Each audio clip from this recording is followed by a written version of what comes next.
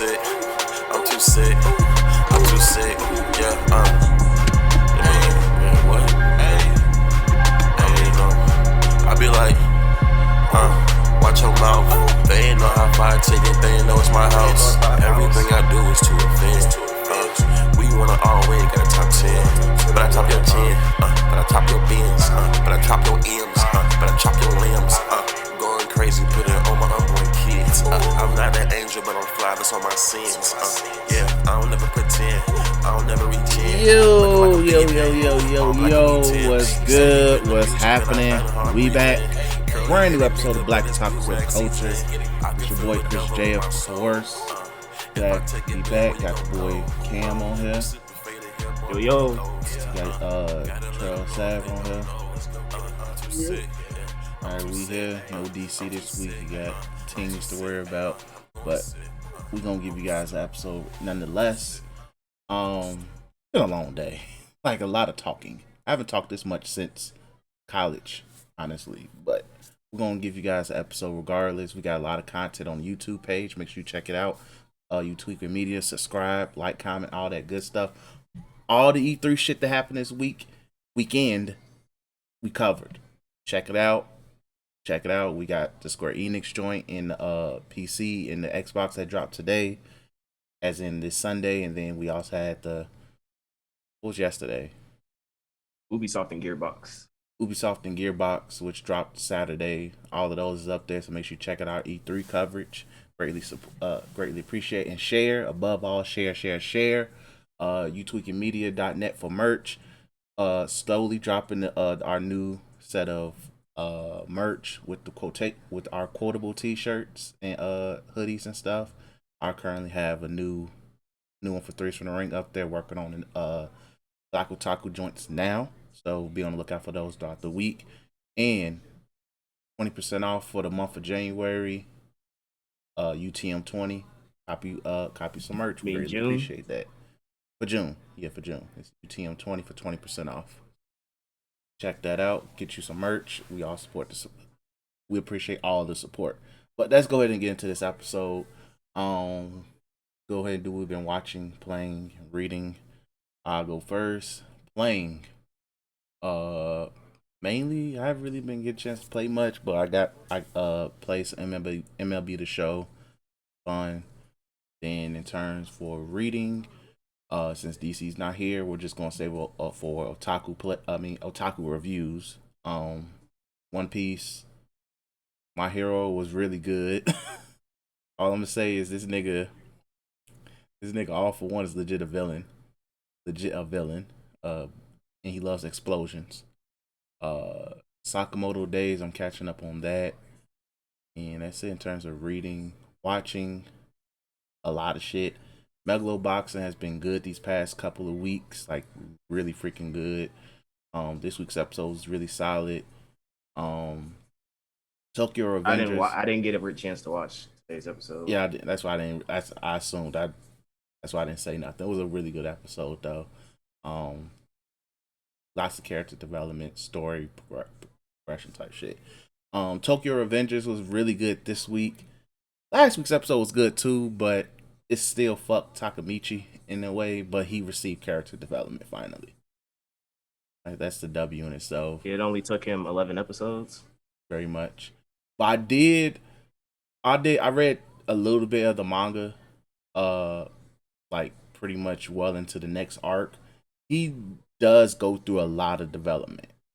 Like he mans to fuck up a lot. So shout out to that. But yeah, what else? Question though, did they confirm that is Tokyo Revengers gonna be ongoing, or is it gonna end after episode 12 and they'll make a season 2? Let me look at my anime list real quick, because I don't know if it's gonna be a ongoing for the next season, or it's just gonna be 12 and out. Because it's a lot of stuff that they leaving out if they will make us wait for a season 2. Yeah, my anime list don't even say how many episodes it is. It's not even really confirmed, so I'm not sure. But I'm just going to assume That's probably going to 12, 13 episode route. That's gonna be my assumption. It's gonna go to 12, 13 route. So it's gonna be interesting to see how much they squeeze into these next couple episodes. So that Vivi Fluorite song, that's been really freaking good. With that, the AIs are literally whooping the humans' ass because they said fuck trying to prevent us winning. We just gonna whoop y'all ass, and they did. Shout out to that. What else have I been watching? Shit, it's been a lot. But oh yeah, we gotta talk about Loki as well. Did you guys watch? I know Cam, you watched it, but Daytra, did you start Loki yet? Said what? I can spoil it. I only got half. I only got half of it. I didn't watch the whole thing. Okay, but yeah, I watched Loki. But yeah, I watched the other stuff too. I just can't really remember. It's been a really long day. But you can't blame us. Yeah, it's been a really long day. I'm literally running on willpower right now. Yeah, like that. I'm trying for you guys, but hey, we'll pick it up as we go on though. But yeah, so. But yeah, that's it for me. Yeah, that's it for me. Oh, cool. So for me, man, just chilling. Me and Cam will talk about Ratchet and Clank later. That's what. Well, let me go to watching because that's what I did the least. Whatchamacallit, we took a break I think last week, so I didn't get to say how like I catched up on like Megaloboxing and Tokyo Revengers. I always try to pick one show out of the fucking plethora of shows that y'all niggas watch, unfortunately, and I picked that one. Content, man, the content. It's the least boring out of the other shit. So Tokyo Revengers, it's a cool show. The main character is extremely annoying, but I enjoy it. I like Draken. I like Mikey. Even though sometimes the main character is an asshole, it's sometimes funny. It's a retarded show in the sense that ain't nothing this nigga did has ever been smart. But it's okay. I understand. He's Japanese. Japanese niggas make dumb decisions when they like that. Still got a brain of a fucking bitch nigga. So it'd be like that sometimes. But I enjoyed that. Tokyo Revengers. I didn't watch the new episode. Apparently, folks choked somebody. I guess I don't know. But hopefully, it's nice and we get to rejoice on main character name that begins with a T's. 2 minutes, bro. It's 2 minutes. It's 2 minutes of fame, bro. I put it like that. Hear it. Other than that, just chilling. Caught up on Megaloboxing. I enjoyed that one. Megaloboxing is really good. Season 1 was great. Season 2 is depressing as fuck. I love season 1 way more than season 2. Like season 2 is just depressing. It's not even. Some of this shit not even fun to watch. You know what I'm saying? Hey, man, they got to get into the realism. Exactly. It's like the after glory, bro. What happens after the glory? It's like, look, man. After the glory, all that CTE. This nigga was taking perks and shit. And I'm like, but then it's not even just it's not even just the shit that involves Joe or Nomad. It's the shit that involves fucking everything around him. Like the nigga, like Chiefs. He had fucking death written over this nigga. Death was on his fucking forehead. I'm like, this nigga about to die. I just thought he was gonna get shot, but the nigga just died in his car. I guess. As soon as he looked at that picture, it was like, it's over, bro. This nigga about to see Jesus, bro. He's about to see boxing Jesus, and he did. I find it cool that I guess Mac is his son. I don't know how that story's gonna play out, but that's what's up. I did not catch up on season 2. Like I said, that shit depressing, and it's not depressing as in like I'm watching a depressing story. It's more depressing on the fact that I'm like, bro, everything in this shit is sad, dog. Like there's the song, the end song, sad. Hey, listen. My man's singing his heart out though, G. I'm saying like the petition to Anita because it's fucking criminal. There's not a full version of that song out right now. I absolutely love that ending song, bro. That shit is so fucking cold, dog. So like, nigga sung his heart out. That shit sad. Fucking the slums that they in sad. bitch nigga, his little homie that was a bitch when he was in season 1. Now he's even a bitch. Sachi. Sachiro. Dad, old head dead. Okay, sad. Um, fucking They don't like his Mac ass. that like outrageous CTE, which I found is the funniest part of the whole entire show. He got the CTE that turns him into a fucking zombie, I guess. And that shit is hilarious. Mac time. They named the CTE. Geez, the worst thing ever. Mac time. Mac G. time. It's crazy. Cool though. But yeah, I like it. Like I said, I didn't catch up all the way. I think I'm like 2 episodes behind. Again, depression. I'm depressing shit. I don't like if a show just gonna be like we're a depressed show, sad shit gonna happen. I'm cool with. I didn't really necessarily go into that. I didn't think I was gonna get into that on season 2 of Megalobox, so it kind of caught me off guard. I understand the story is real, Winton is really, really good. I don't like depression shit. You know what I'm saying? Unless I go into trying to watch something that's really depressing. But I tend not to do that. Shout out to Pete Dunne. He got on all white. We already know we're about to get a classic. Lastly, just been playing. So, like Cam played Retrograde. I didn't get a chance to play that, so he had talked mostly about that. I didn't play it just because I didn't feel like going on Cam account, downloading it, and then reminding myself to play it. I'll play it eventually. I heard that game literally don't give you a fucking tutorial no more. They just say, "Hey, no point." They know who's playing the game. I respect They it. say, we know you know what is going on. But like, I did get a chance to play the hell out of Ratchet. Talk about it later. And then this new game, Chivalry. So, mind you, right? This game Chivalry is Chivalry 2. Chivalry 1 was like a PC game, right? It was about like basically it's about like, you know, let's say Battlefield, but with fucking swords and shit. And it's a very like fun game in terms of like you don't really supposed to take it seriously. Like I don't take this shit seriously. Like if I'm getting stumped out, I'm not about to be like, fuck man, I'm ass. I'm just gonna like, you know, I'm playing a game that involves like 40 niggas all swinging a sword at once. I ain't too hurt about that. Now that being said, like as a game that to play with your homies, this shit fucking fire. Me and other Cam plays it. We just got done playing it before I did the podcast. This shit hit on a different level when you're able to play it with other people. You're able to find your homie in the midst of like decapitations and arms flying and shit like that and go help him. You get jumped on a fucking lot in that game. Like it's 90% of you getting jumped on.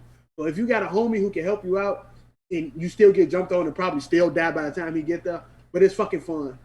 I enjoy it. I actually would like tend to get better like in it before when I actually got better before with like the first day I started getting washed. I didn't know it was a beta, so people who played the beta got back on and just took care of the niggas who never played the beta. And then it's crossplay, so it's PC niggas with us in a way that you gotta hit people, you gotta wrap around them like it's real sword fighting, but it's not like on that For Honor shit. You know that, you know, make sure you go up, down, and shit like that. It's basic block, but you gotta go around with a nigga blocking it or stop his block. But I actually started getting really, really fucking better at the game. And me and other Cam been on the top of the leaderboard over every game we've been playing. Just beat the shit out of people. Really fun. The caveat of it is, right, the game is unoptimized as a motherfucker. Now, as in gameplay, good. Like graphics, I'm not expecting that much, but it's decent, right? There's a PS5 version, a PS4 version, and PS5 version. They look identical. Should have just made a PS4 version, right? This is the main gripe. When the game first came out, the what's this called? Like if you bought the legendary edition or whatever it's called, I accidentally bought that because the game's cheap. So I thought $40 was the regular price of the game, and it wasn't. It was $30. So I bought the edition that gives you like more armor. So I'm like, fuck it. All right, I bought it. I went to go put the armor on, and it wasn't there on launch. So I go look on it, and they say, okay, we're you know having difficulties getting the armor on. We'll give you a patch, update it, you get the armor on. Patch came quick. I put the armor on. I get a matchmaking error every time I equip that armor for some apparent fucking reason. So unclip the armor. Don't give a fuck. Patch. The worst thing is that me, Cam, and Dion all decided we're gonna grab this game and it's gonna be something we can play with everybody online. You all got it. All playing it, right? Dion unfortunately owns a PS4 and don't got a PS5, right? Not unfortunately, but you know, me and Cam got it. And as I tried to invite Dion to play this game, it will send him to the PlayStation store to buy the PS5 version. And we was like, that's weird. I was like, okay, invite me. So he invited me. And when I get on, it closes out the PS5 version, opens the PS4 version, gets to the title screen, locks at the title screen. You can't do shit until it force closes. So it will force close, give you an error code, you report it, whatever. Looked online, they said this. Sorry, we having a problem. It's cross-gen, but we having a problem with cross-gen parties. We'll try to fix this at an unspecified date. We don't know when we will be able to have cross-gen parties, but we can still play with niggas. You can still play against niggas on PS4. Like, you can play against these niggas. You just can't party up with them. Can't party up with them. That is the weirdest shit ever. And they done did it. And it took them days to talk about the shit. A lot of people was fucking. Because not everybody got a PS5. It is very well known that no one fucking, not a lot of people has this game. So everybody in the comments that's like, fuck the DLC. I don't give a fuck about not wearing a fucking crown or this. What the fuck? I want to play with my homies. And they just like, you know, let's wait. I was on a Reddit page. Even the Reddit moderators was like, yo, we don't even know when they're going to even talk about this shit. So, damn. All in all, it's fucking hell. That's a big L. It's a clown, actually. You took this time. It was delayed, I think, too. You had multiple fucking betas, alphas, and shit of that nature where everybody was playing this game. This game has been announced for a while. It was one of the original games on the PlayStation Store that you could pre-order. So there's no excuse that you don't. The main fucking thing is what we want to do is play with our homies. I give a fuck less playing with multiple PS3 niggas. I mean PS4 and PS and Xbox and all them type of niggas. I want to play with my homies, and I only can play with one, unfortunately. And the other thing is, learning that Dion couldn't play, the other niggas not gonna buy the game. Cheap, easy, everybody. Yeah. But the other niggas not gonna buy it because what's the fucking point? So if you ain't got a PS5 or a PS4, you can't play with anybody. So what's the point? even with layman's terms, it'd be like every other game that has two versions of itself, right? A PS5 and a PS4 version, and you can't like cross-gen. You can't cross-gen play with the latest gen. You can go to the PS4 version and play the game. You switch to the PS4 version that you automatically download and play it. Why the fuck I can't do that? It makes no sense. All in all, fuck it. Datra Jokic got ejected. RP to sweet. He got ejected for like what, rude behavior or something? Probably did something ignorant. If you talk shit to the refs, they eject you. But I'd rather get ejected. I'm about to get swept too. Let me be on the locker room and get ready to go back to the crib. But so all in all, I would say this: like, if you're looking into getting chivalry, I would say definitely wait. Not even just on a sale. Wait till they fix their game. Lastly, the worst thing that happened to me is when I was in a fucking battle, in which I was killing everybody around me. But my last swing completely shut down my PS4. Like, damn. The lights like you swung and it was like beep, black beep, screen. Beep. I heard the niggas in the party. I'm like, what the fuck is going on? Didn't hear them no more after a while. Didn't hear the beat from my PS4. I look up my PS4. No lights, no nothing. My headphones turned off. My controller turned off. And then I couldn't even turn my PS4 on with the button. I had to wait for that bitch to turn back on. So that could have did a lot of collateral issues.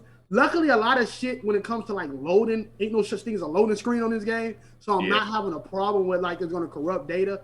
But what could happen is my hard drive data can get corrupted. Exactly. Yeah. And terabytes. Very scary. Very scary. And that's an automatic Yeah. coffin. So, it's I would say wait. Like I haven't had a problem since that. Like literally after, I guess that was the mandatory problem I have. Literally after, just like Ratchet, after that one situation, never had a problem with it again. But I would say wait till the game either fixes it's a lot of issues, not just that. Them was the issues I ran into. They got a whole page on their Twitter talk about the fucking issues and things of that nature. Definitely wait till they fix the game. But other than that, cool week. I ain't really getting complaining about shit. We've been chilling. So yeah, good for me. All right, cool. So, I gotta start by giving myself a motherfucking pat on the motherfucking back, my nigga. It's been a busy ass fucking week, especially after I just got off my fucking mental hiatus last week. This week damn near kicked my fucking ass, dog, with all these damn games that came out. Final Fantasy VII Remake. Literally Thursday was busy as fuck for me. Behind the scenes things. So literally, I did a recording session of Final Fantasy VII Remake, immediately did an editing session, and then following that, I immediately did a recording session of Ratchet and Clank. Busy as shit. Like it's just that all the E3, getting the E3 stuff after recorded, editing, and put out to YouTube. Your boy been on top of the content for y'all on this channel, so I gotta get myself. I gotta reward myself. All in all, to say this, if next week, because I do want to get some remake and Ratchet and Clank stuff. But if I decide to do an older break next week, don't be surprised. Cam, you deserve it. You deserve it. And plus, I watched both videos, the Otaku plays. Look, man, you deserve it. Man, that shit. If you need to do it, do it. If you want to take a week off of Black Otakus, do it. Man, shit, I might have if to, you need to, do it. I won't care. Like, I won't be mad because literally I'm like, yo, this content, nigga. Yeah. He's not lying. Content king, G. Shit. I had to do it though, but I promise, because I was like, this week is definitely. It's kind of a reason why I took a break last week, was because I knew that this week was gonna be so busy because of E3 and all this other stuff. So, but I had fun though. It's hard work, but I had a lot of fun doing the stuff. But I'll talk about remaking Ratchet and Clank later. As far as watching is concerned, Excuse Me, Miss Nagatoro was really good this week. It looks like we getting the plot. They finally decided to give us the plot. 10 through 11, 12. We finally getting the plot. It's plot time. It basically is this nigga. He's basically going up against his club president of the art club because she thinks that he's goofing around. So he has to put up an art exhibit to go against her art exhibit, and then if he wins, if he loses, she's gonna shut down the art club. So that's the plot. Oh, hey, it's a serious situation. So, there you go. And it was definitely a weird episode because they did a lot of sexualized shots of Nagatoro, which I'm Gucci on. I do not want to see that shit. But aside from that, those Snow White notes was really good. Where we're still in a tournament arc and we're in the individual tournament arc song. So like the main character just got done playing like his song for the competition. It was really good. Got a little like character moments because his granddad died. So his conflict is that because he's like a prodigy of the Shamishin, and like his granddad died, and people just want him to mimic his granddad, and he doesn't. Like he has a lot of like that weight of I want to make my own sound. Like I don't want to just copy what my granddad did. So that was kind of like the central focus of the episode, is him finding his own sound through the Shamishin. So it was pretty good. Tokyo Revengers was alright. The nigga is still on my list for this year of anime's worst main characters. Like he had a good moment, but like nigga, you won out of 11. That's your swinging average. 1 out of 11, yeah. You still ass, dog. And like I get, people who read the manga, that's cool and all, but I'm watching the anime, and this is what I got so far. So I'm going off what I got so far. And that nigga's a bitch. Um, so there's that, and then also Major. So I got done. I didn't get a chance to talk about this because we didn't do a recording last week, but I finished all of Major. That's around 153 episodes of that show, and y'all niggas on the pod know how much I fucking love Haikyuu, but Major has dethroned it. Major is now my favorite sports anime of all time. I have like it's kind of like I equate it to Itazara and the Kiss, like how it's not only just them. Oh, we fell in love with in high school and now everything's happily ever. No, no, no. It takes place throughout their entire life. So it starts off high school, then it goes into college, then it goes into their careers and then their marriage life. So you get a full swing of their romance life and not just we kissed in high school type of shit, lame shit like that, right? In Major, it's the exact same thing. A lot of these sports animes is literally high school shit, right? Cool. But what Major does is it starts off with him in the little league, then it progresses into him being in the middle school, then it progresses into him being in high school, then it progresses into him being in the minor leagues, playing for his national team, and then playing for the majors, and then eventually playing in the World Series. Like it showcases his entire baseball career. So shout out to my nigga Shigeno Goro. That's the main character's name. I absolutely love the show. I would say that if you are someone who's into sports anime and you're somebody who likes baseball, this show is definitely worth the watch. I would say the only negative I have with the show is that they do this annoying thing where they repeat because the main character is a pitcher. He's a southpaw pitcher, which means he pitches left-handed. Which means he's danger. He's a very dangerous pitcher Yeah, for those. he's fucking cold too. He's very cold. Um, so, but what happens is in a lot of the games they tend to repeat the same arc of him because he's a very emotional character, to put it like that. And he repeats the same arcs of like him being unsure of his pitching and blah blah blah blah blah stuff like that. They do this a little bit too much times, but that's really it. Aside from that, the characters are really good. He has like his rival character is a catcher, and he's also like a fucking amazing cleanup batter. It makes sense. So like the dynamic between Goro and the rival character, him being a catcher, because basically what's established is when they were kids, Goro met his rival character, and basically they were playing. Goro got him into baseball, and what ended up happening is that he was like, okay, let's get good at baseball together so that we can one day go to the majors and form a battery. We'll be the ultimate battery. I'll be the pitcher, you'll be the catcher. Okay, that but makes throughout sense. their Okay. but throughout their years of baseball, they go to different schools and shit like that, so they play against each other a lot. So it's that rivalry, and then obviously, I mean, no super spoil, but obviously at the end of the series, they play together for the same team in the majors. So it's a really good show. I give it, like I said before, I give this show like a 10 out of 10. I think that it's really good. It makes me mad as fuck because I got into Major through Major Second, and we're not gonna get Major Second season 3 anytime soon. Because the unfortunate thing about this series is that there's no Western coverage of Major because Major itself is not like there's no official English sub. It's all fan sub shit. Even the manga is strictly Japanese only, and we literally only have Major Second as far as like English Major stuff. So it's unfortunate, but I'm hoping for the best as far as Major Second is concerned. And then aside from that, another playing that I've been doing is I've been going back into Bravely Default 2, which I kind of gave a brief little impressions of in one of our previous podcasts. But playing through it made me realize the bliss of not having to record gameplay because it's like you could just fuck around and dick around at your own place.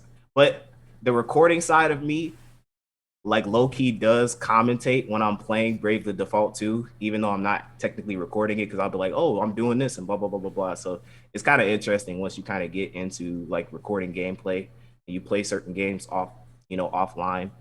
So that's a cool little dynamic. But that's pretty much it for me. All right, cool. So, do we want to let's do Loki first? Let's talk about Loki first. Then you guys can do Okay. the fuck calling me from? Man, I ain't picking that fucking number up. But yeah. So let's talk about Loki. So Loki dropped this week, Wednesday. Very weird freaking day. Cause I remember, Yeah, like, I I don't remember like that. I Tyler don't was like that. Tyler told me like, what was it, Monday? He was like, yeah, Loki drops, um, on Wednesday. I'm like, sure it's not Friday. I'm like, Disney always drop everything on Friday. Like, it's I, Wednesday. I assume it's because of the Star Wars show. So Star Wars Bad Batch that drops on Fridays. Oh, So I guess they're that's like, still let's just going put it. on. Okay, that's Yeah, okay. That let's makes put sense Loki then. there. Okay, then that makes sense because you don't want to. Yeah, I guess. But anyway, so yeah, so Loki started this week. Um, my first initial thoughts. Really, it's going to be interesting because I'm really curious on how they introduce the time dynamic. I'm not familiar with the time variant Time authority variance, yeah. Me in either. Marvel. I don't know, so I didn't do my research on that yet, but that little situation seems very interesting in just Loki's place, especially since they literally said that Owen Wilson's character said, "Hey, I need you to stop you." I was like, "Huh?" So I'm very curious on how things go in regards to that. But first episode, really good, funny as hell because just the time shit was just funny, like the rewinding, putting him back to his place and shit like that was The hilarious. the fucking Infinity Stone part had me dying. When this nigga was like, he's like, oh, you got a bunch of these are Infinity Stones. He was like, oh yeah, some of us use them as paperweights around the office. Yeah, I I was was like, like, nigga.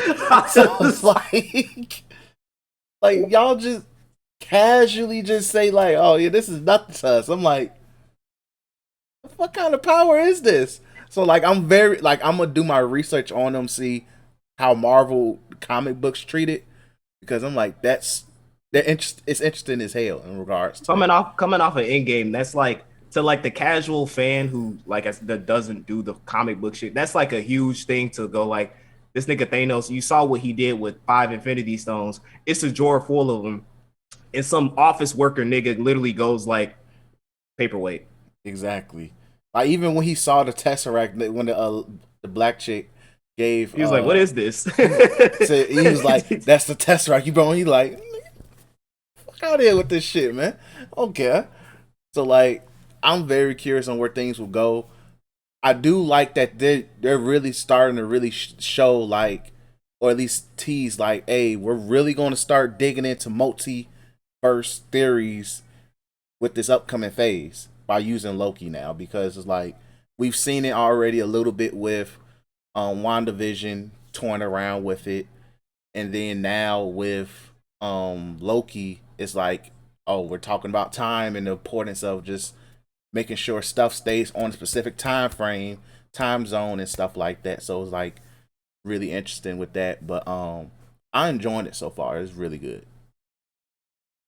Yeah, I agree. I It's weird. I think that out of all the shows, so WandaVision, Falcon and Winter Soldier, and Loki, I think that to me personally, this show had the strongest start for me. Yeah, Like it was an immediate like, okay, I'm liking what I'm seeing so far. As far as like what they're doing. Now I did watch this kind of little clever little satire about how like Marvel doesn't like to kill off characters and stuff like that. But then I saw like it was funny as hell because like the video got roasted by a bunch of comment sections going like, so basically Marvel is doing what they did in the 70s and 80s when it came to their comic books, not killing off characters and bringing them back. It's like, or they still yeah, currently do. yeah, like basically they're doing the same thing they've always done. And Loki is a very popular fucking character. So if they're gonna introduce a as something as complex as dealing with multiverse and time shenanigan bullshit, introducing it through a popular character like Loki is a smart idea. Tom Hiddleston, right? That's his name. Yeah, Very charismatic actor. So like he can pull it off. And then kind of even But even them, they kind of even acknowledge that like Loki did die. Like Thanos killed that nigga because in the scene where, and I thought this was a really good scene as well, when past Loki was going through the clips of his entire life, like what would have happened if he didn't grab the Tesseract and go someplace else, and he's looking and he's seeing like what would have happened if he just kept doing the stuff, and then he sees Thanos kill him, and then the little movie reel just stops, and then he's just like, so this is what this is. He's like, so much for a glorious purpose. And I was like, damn, like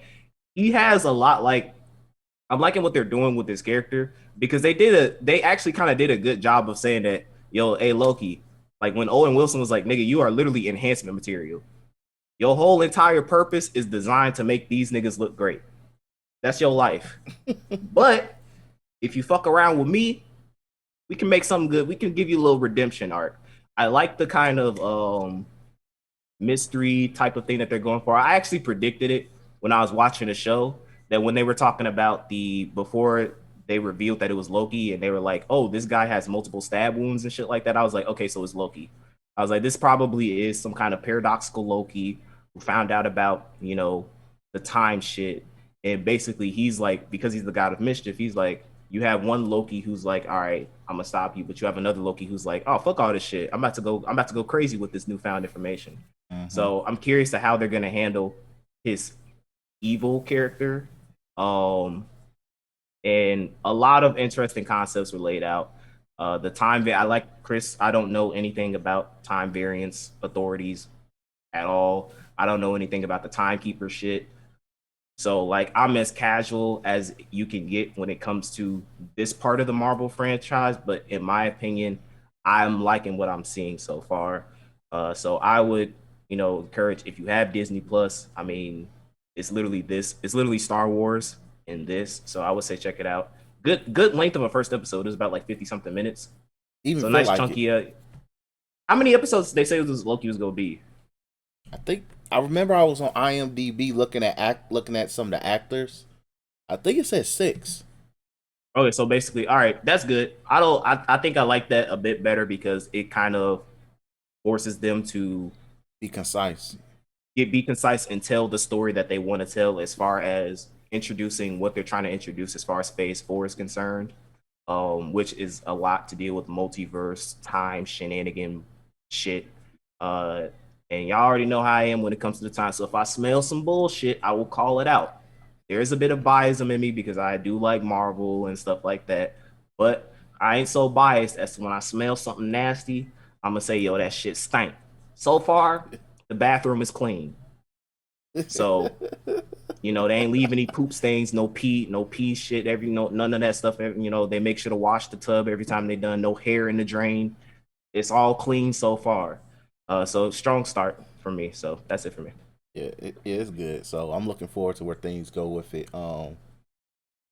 Still, another hilarious part was when that nigga told the flight attendant, "Hey, I'm about to blow this plane." Yo, he was like, "Hey, you should read the note." And then he was like, "Bomb." Like, he said, "Bomb." I'm like, nigga, what the hell's wrong with this man? But yeah, that was right after. And then what made that funny was the joke Datro made. What joke I made? During 9/11 jokes. During the Flight Simulator. Was it Xbox? Was it Xbox? Xbox, yeah, it was Xbox. During when we talked about Microsoft Flight Simulator. Oh yeah. That's all like, oh my god. But yeah, Loki looks really good. So from there, I'll let you guys cook in regards to you guys' impressions of Final Fantasy. Do you want to say anything about it, Daytrail? Shout out to the black lady. The black lady was a good character. Because she's a black lady, but in the so she as like in terms of culture and things of that nature, we're not necessarily in a sci-fi realm like that, especially in the mainstream of having black people in there. It's always a lot of white people. But she's been in 2 major sci-fi projects. Not people not low. She's been in supporting characters in both of them. The 2 major sci-fi projects. She was in Lovecraft Country. Okay. Hippolyta's sister. I mean, not Hippolyta's sister. as the main character's sister. And she's in this now. So it's shout out to her getting the Like Girl bag. Magic, Just got an HBO Max bag and now getting a Disney bag. Disney Marvel bag. She's ranking it in. She's a really good actor. She did her thing in Lovecraft Country. She turned into a white lady, and it was really really fucking good. Yeah, shout out to her. Other than that, Loki's really funny. So it should be funnier than political Winter Soldier. And Oh yeah, because niggas don't. It's too political. Stop talking about black people. We don't want to talk about no black people, boy. No. Go back to my white main character. Talk about white main character stuff. Yeah, exactly. So it should be better than that. But no, it started off funny, so that's what's up. I didn't just finish. It's not I didn't finish it because I didn't like it. I liked it. It's just I was distracted at work, so I just didn't go back to it. I should finish it either tonight before I go to sleep or when I wake up tomorrow. I probably get like a quarter of the way through. It was good though. It kept my attention, but when a customer called, I kind of got to listen. Yeah. But that's it for that. Cam, take care of Final Fantasy first since I ain't played yet. Yeah. Cool. All right. So I'll say off top, this is a must purchase. If you own a PS5, you bought the PS4 version of Remake. It's a free upgrade to get Remake on the PS5, and the DLC costs $20 and is worth every fucking penny off bat. I will also say this: Intermission. The DLC is Intermission. Has so far out of this entire year the best video game OST of this entire fucking year. No, I co-sign that. I co-sign that because when I was watching your thing, I was like, yo, this. Hey. You did it because I'm about to upload part two. I'm about to upload part 2 tomorrow. It'll be up on Tuesday. But they have a fucking swing jazz track in that bitch, bro. And that shit is a fucking vibe. I'm like, yo, Square got some fucking soul in them. Hello? But anyway, as far as like the story, essentially, without spoiling, broad overview of the story, you are playing as Yuffie, who is a part of OG Final Fantasy VII. For those who didn't know, brief history of those who didn't know, Yuffie was, I believe, I'm not 100% sure, but I think she was an optional character. Like, I think you could go throughout the entire game and never recruit her. You could recruit her as early as, in Remake, Cloud and them just left Midgar. So you could recruit her. Essentially, you have to like go to like this forest area. You walk around and she has like a percentage to spawn, and you encounter her in a random battle. And basically what you're supposed to do is after you encounter her in battle, you'll like be in this field and she'll try to trick you into like leaving or turning your back, and you're supposed to ignore her, and basically she'll go like, all right, I'll accompany you. I don't know if that's how they're going to do it in Remake. It'd be a cool little nod if they do. I doubt they'll do that since they're taking the time to introduce her through this DLC. But that's kind of her history in the OG Final Fantasy VII.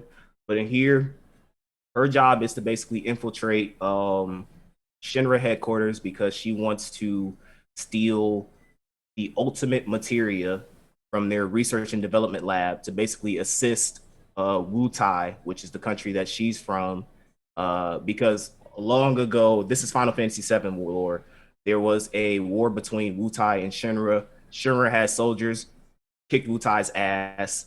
You actually get that in Crisis Core, which is Zack Fair stuff.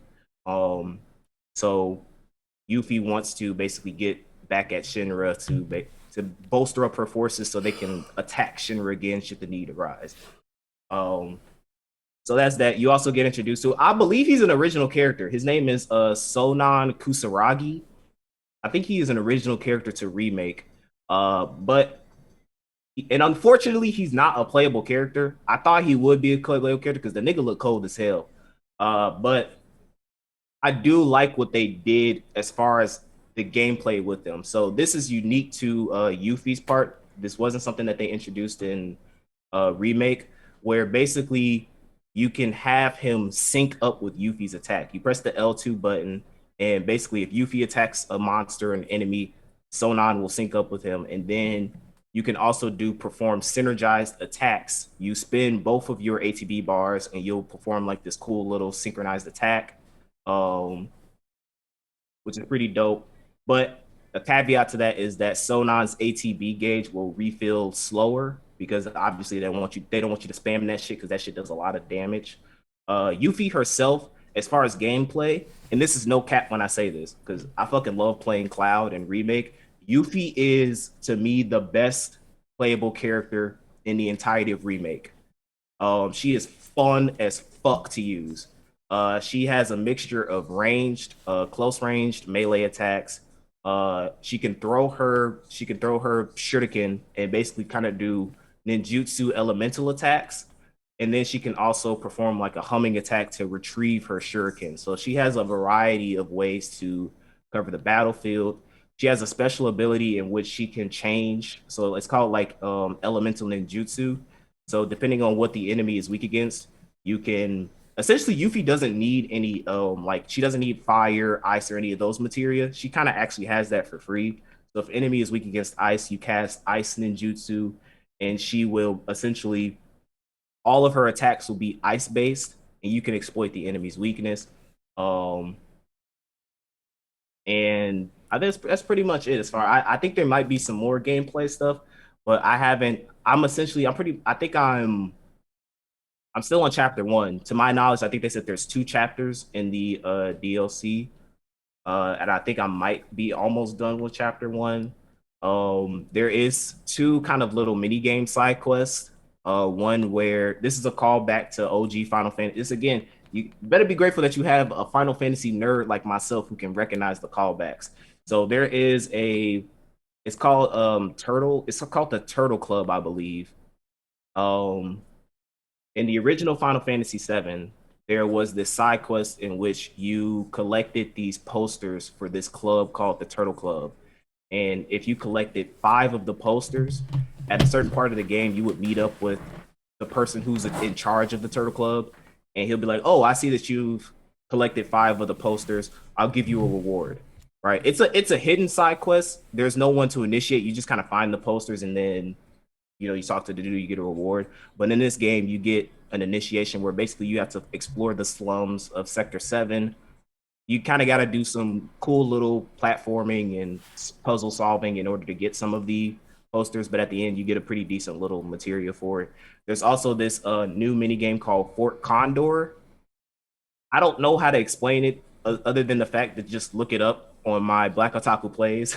I cover one of the games there. It's a cool little strategy sort of game. It's there. And yeah, that's pretty much it. So I all in all, my first impressions, I'm not gonna give it an official verdict yet until I beat the entirety of the DLC, which I will be covering on this channel. So check it out when you can. Over the course of the next few weeks or so, or probably next week, because I don't think this series is going to be too long. But I will definitely say that once again, if you are somebody who owned PS4 Remake, you happen to have a PS5, get the upgrade. If you have $20, it's worth it. It's worth it. It's really good. The upgraded performance as far as like the 60 frames and 4K graphics and shit like that. Really good. It feels a lot more smoother than I can tell the difference because PS4 Remake was a little bit choppy in some areas, but I can tell that there's really an improvement when it comes to Intergrade. So you definitely get a plus on that square. I'll just say that I do think that I do think um I think the only sucky part is that people who have a PS4, it sucks that they can't experience the intermission DLC because it's PS5 exclusive only.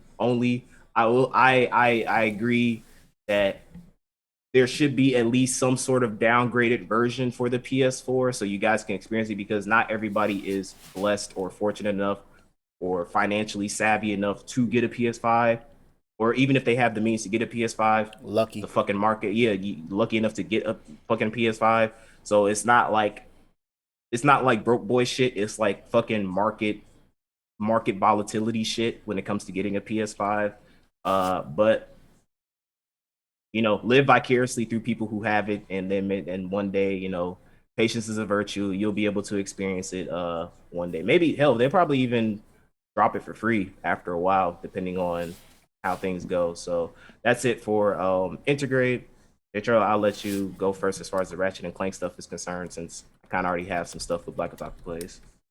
Oh yeah, so Ratchet and Clank, dog. I'm playing it right now.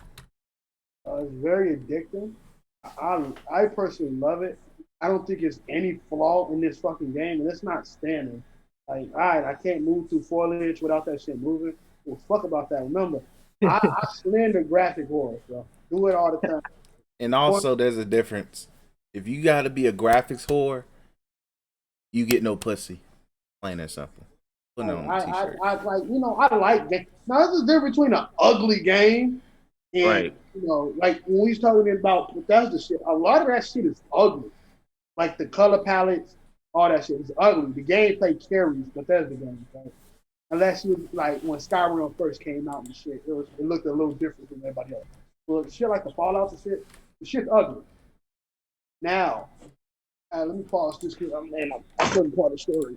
Now, for this, the game is beautiful. There's okay, you can't go through footage and you clip through things. Tell me this right now. I'd rather go through shit, clip through things than get stopped by them. I'd rather while I'm flying on a little Tyrannosaurus Rex thing that they was flying on in that video, I'd rather clip through that shit than bump into it. Because if you bump into something with that thing, you're automatically fucking dead. And you start back in the checkpoint. So fuck that. And Ratchet and Clank checkpoints can be a little bit annoying. So luckily, when I was driving that thing most of the time, I wasn't in the story. I was doing like some side quest shit. That's one thing I like to talk about in this game. In terms of story is good. I guess, I thought people was gonna be a little pissed off at the because I was like, damn, the story is really focused on the Lady Lombat. So Rivet, yeah. Rivet. The Rivet story is really focused on her. But that's because I was on one planet that's dedicated to a story. Went to the next planet, the whole entire time we just fucking Ratchet. So I love how he's splitting this two up. I love that I don't have to battle these weapons twice. I love that. It's just in your system. Don't worry about it. I'll put it in there for you. I like that. But in terms of like the side quests, now I have played. Let me see. I can go to my library right now and show how many Ratchet games I played. Let's go to R. I think I played the remake. I know I played some on but I think that was like on different systems, like at other people's house and stuff as far as Ratchet and Clank games. I'm almost there. Hold on, y'all. Okay, so I played 1, 2, 3 remake. In this, so that's like 5, and then I played the original on like the PS2 and shit like that. It's another game that I played in my childhood. I remember like a good, my mom's friend. She brought her son over. Name was Bernardo. Grew up with him. Niggas a savage now, like real savage. Grew up with him though. I remember he brought in Ratchet and Clank, and I played it and I loved it. Back then, literally wasn't a graphics for. So when I saw how big the game was and how like it's like they started off in that city, so it's like no ground. Like, bro, it's flying cars and stuff. This shit crazy, dog. Yeah. I was like, this is amazing. So I'm so used to playing like Crash and all that type of shit, or GTA 3. So when I saw that shit, I was like, crazy. So I have a lot of experience with Ratchet. Played the remake.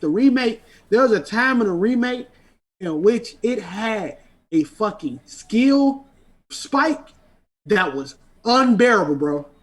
Like, it was a time. I think right after that boss that had flight, you have to fight in the lava. Yeah. That shit just got unbearable, bro. It was fun. Don't get me wrong, but they was like, "Yo, level up your weapons. If you ain't level up your weapons, know how to use them bitches. Because if you don't, it is you fucked." Yeah, that's the thing. That's in every Ratchet game that I've played. Like, I don't know why, but it's like, okay, we're going to stop holding your hand a little bit. Hopefully, you've been collecting, upgrading the right weapons. Yeah, because we're about to give you fucking hands. His hand. Now, in all honesty, it didn't hurt my gameplay whatsoever. And remake, I didn't beat the remake because I just got bored. But this got my attention fully. I love the story. Cam is played through it, so I don't have to talk about the fucking story. Go watch him play it. But In terms of gameplay, my favorite fucking thing is the combat. Yes, combat is addicting as fuck. It's so fucking good. It is the best. I'm gonna say it right now. I'm a Final Fantasy stand and Persona stand, so I'm not even gonna put them two in there. But if I'm talking about like combat on platformers and shit, and on open world games, look, bro. Let me tell you something, brother. This shit right here, dog. Oh, I like it better than Witcher combat. Yeah, I like it better than Spider-Man combat. I fucking rock with this shit, bro. Yeah, it's really fun. It is, bro. Look, G. So I think they got almost every weapon so far, right? That I can get to. Right now, I don't know if we have the same spots count.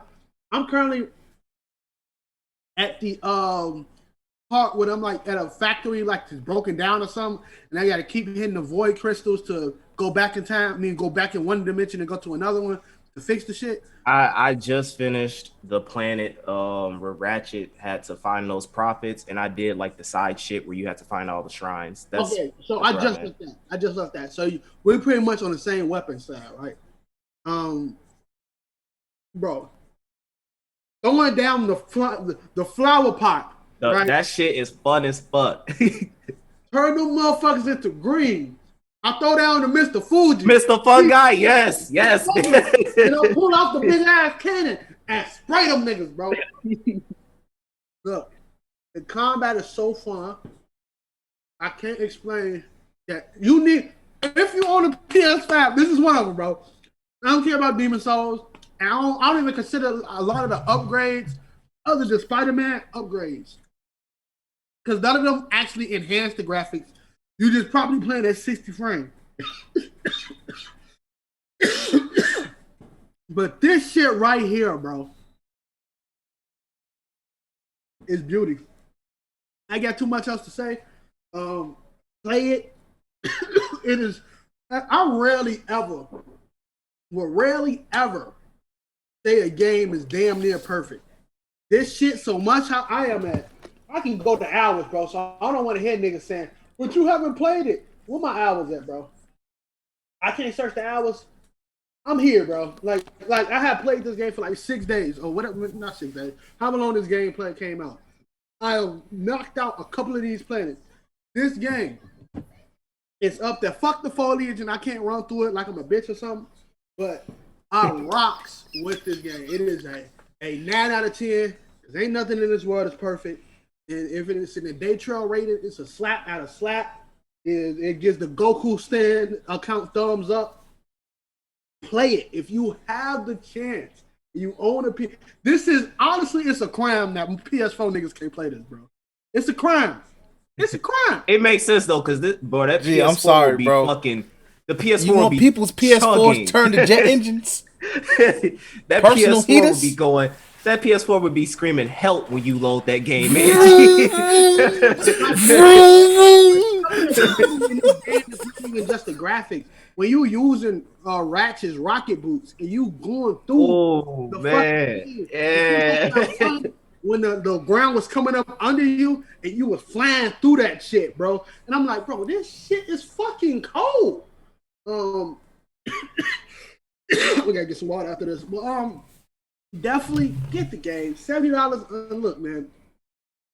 Ask your mom. Get the back of your mom's credit card. Then tell us the numbers after she tell you. Fine. I mean, play this fucking game. Play it. Get it. Watch it if you can. Cam is going through that gameplay. It is. It's the best place. Well, no, I haven't played Integrate yet. I can't. But as in just pure PS5 games so far, pure PS5. Yeah. Hey, let's see what's gonna happen next, bro. I can't. It gets me so hyped for what's next, bro. So fucking hyped, bro. I like spending money on this fucking like $500 on this system. Hey, I don't regret it whatsoever. Yeah. Whatsoever. Go ahead, Kim. It's all on you. Yeah, I would say that definitely this game, like I said in my first part, I think this game is definitely Returnal kind of gave us a nice little teaser, but I think this game is definitely the definitive start of what next gen gaming feels and looks like.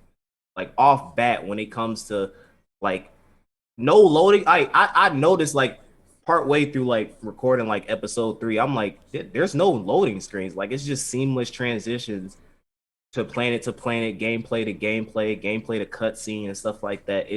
It's like I was like, holy shit, like this feels really good. The RTX performance mode, like you could tell how smooth it feels like when it comes to. I'm not saying like, oh, 60 frames. No, I'm saying like the smoothness and the fluidity of combat.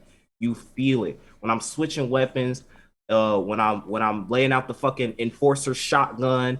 When I'm doing the phantom dash and shit like that, dodging and stuff like that, it all feels smooth. It doesn't feel janky. I don't feel like it's dropping or anything like that. I like the introduction of Rivet, and it's absolutely hilarious that like she is literally a Rule 23 Ratchet in its entirety. Shout out to the DeviantArt, shout out to the furry fan base. They're gonna have a field day with her character. Um and Ratchet. Um I like the concept of the fact that this is a dimension in which Dr. Nefarious won.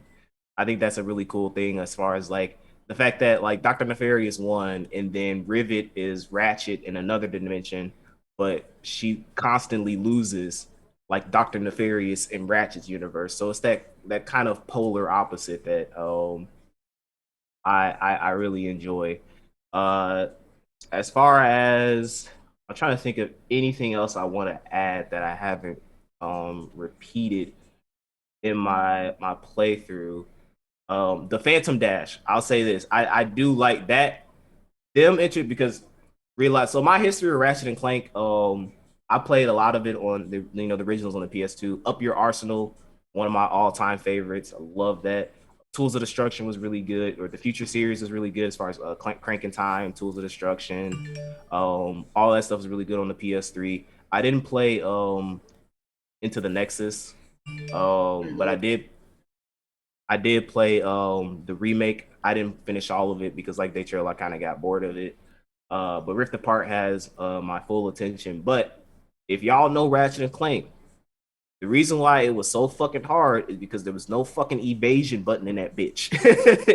you had to you had to be really good at You had to shooting be on niggas point.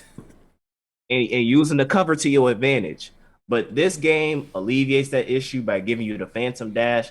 When I tell you that shit feels so good when an enemy shoots at you and you just nope, nope, and you get the little cool little after image effect as well. Just makes it all so seamless. And yeah, I think like if you have a PS5, it is criminal to not have this game on your system. You wasting your time on Warzone? Yeah, you are there's literally no point. Like there's literally no point in you having a PS5 and not having Ratchet and Clank. There's no point. It's like, why do you have it? Just fucking. You should have just still stuck with your PS4 if you're trying to fuck around with Warzone or some other shit like that. If you want, like, if you have a PS5, this is a PS5 exclusive. If you have the funds to get it, get it. If you're somebody who's like, well, I don't really like platformer like that, and like, yo, try something new. You never know. You never know. You may like it. It's platformer. It's got the shooter element. So you niggas who like to shoot things and Warzone and shit like that, you got that aspect. But you don't have generic ass AK-47s and shit. You got cool ass fucking weapon designs like Mr. Fun Guy, the Garden, the fucking Kamehameha laser, the shield shotgun. Like all these weapons feel unique. They feel good. And it's like they give you ample like each encounter that you have in the game gives you a big enough space and area and tools to really pick and choose how you handle that encounter as far as like what you're going to use. Are you going to do crowd control? Are you just go straight up pew pew pew? Like it gives you all that you need to do as far as handling um enemy mobs and boss fights and things like that. The puzzle solving is pretty decent. I kind of like that little section you did with Clank, where you had to kind of figure out, where you had to walk like all the Clanks through that door in order to move on to the next area. I thought that was they brought pretty that dope. back. Yeah, from I think that was from Crank in Time, right? Cranking Time, and it was like another one. It was back in the PS2 games too. Okay. Doing that shit right now. Like it ain't nothing that you could just say, oh bro, let me go ahead and whip this out real quick. A lot of this shit you be sitting there like, oh.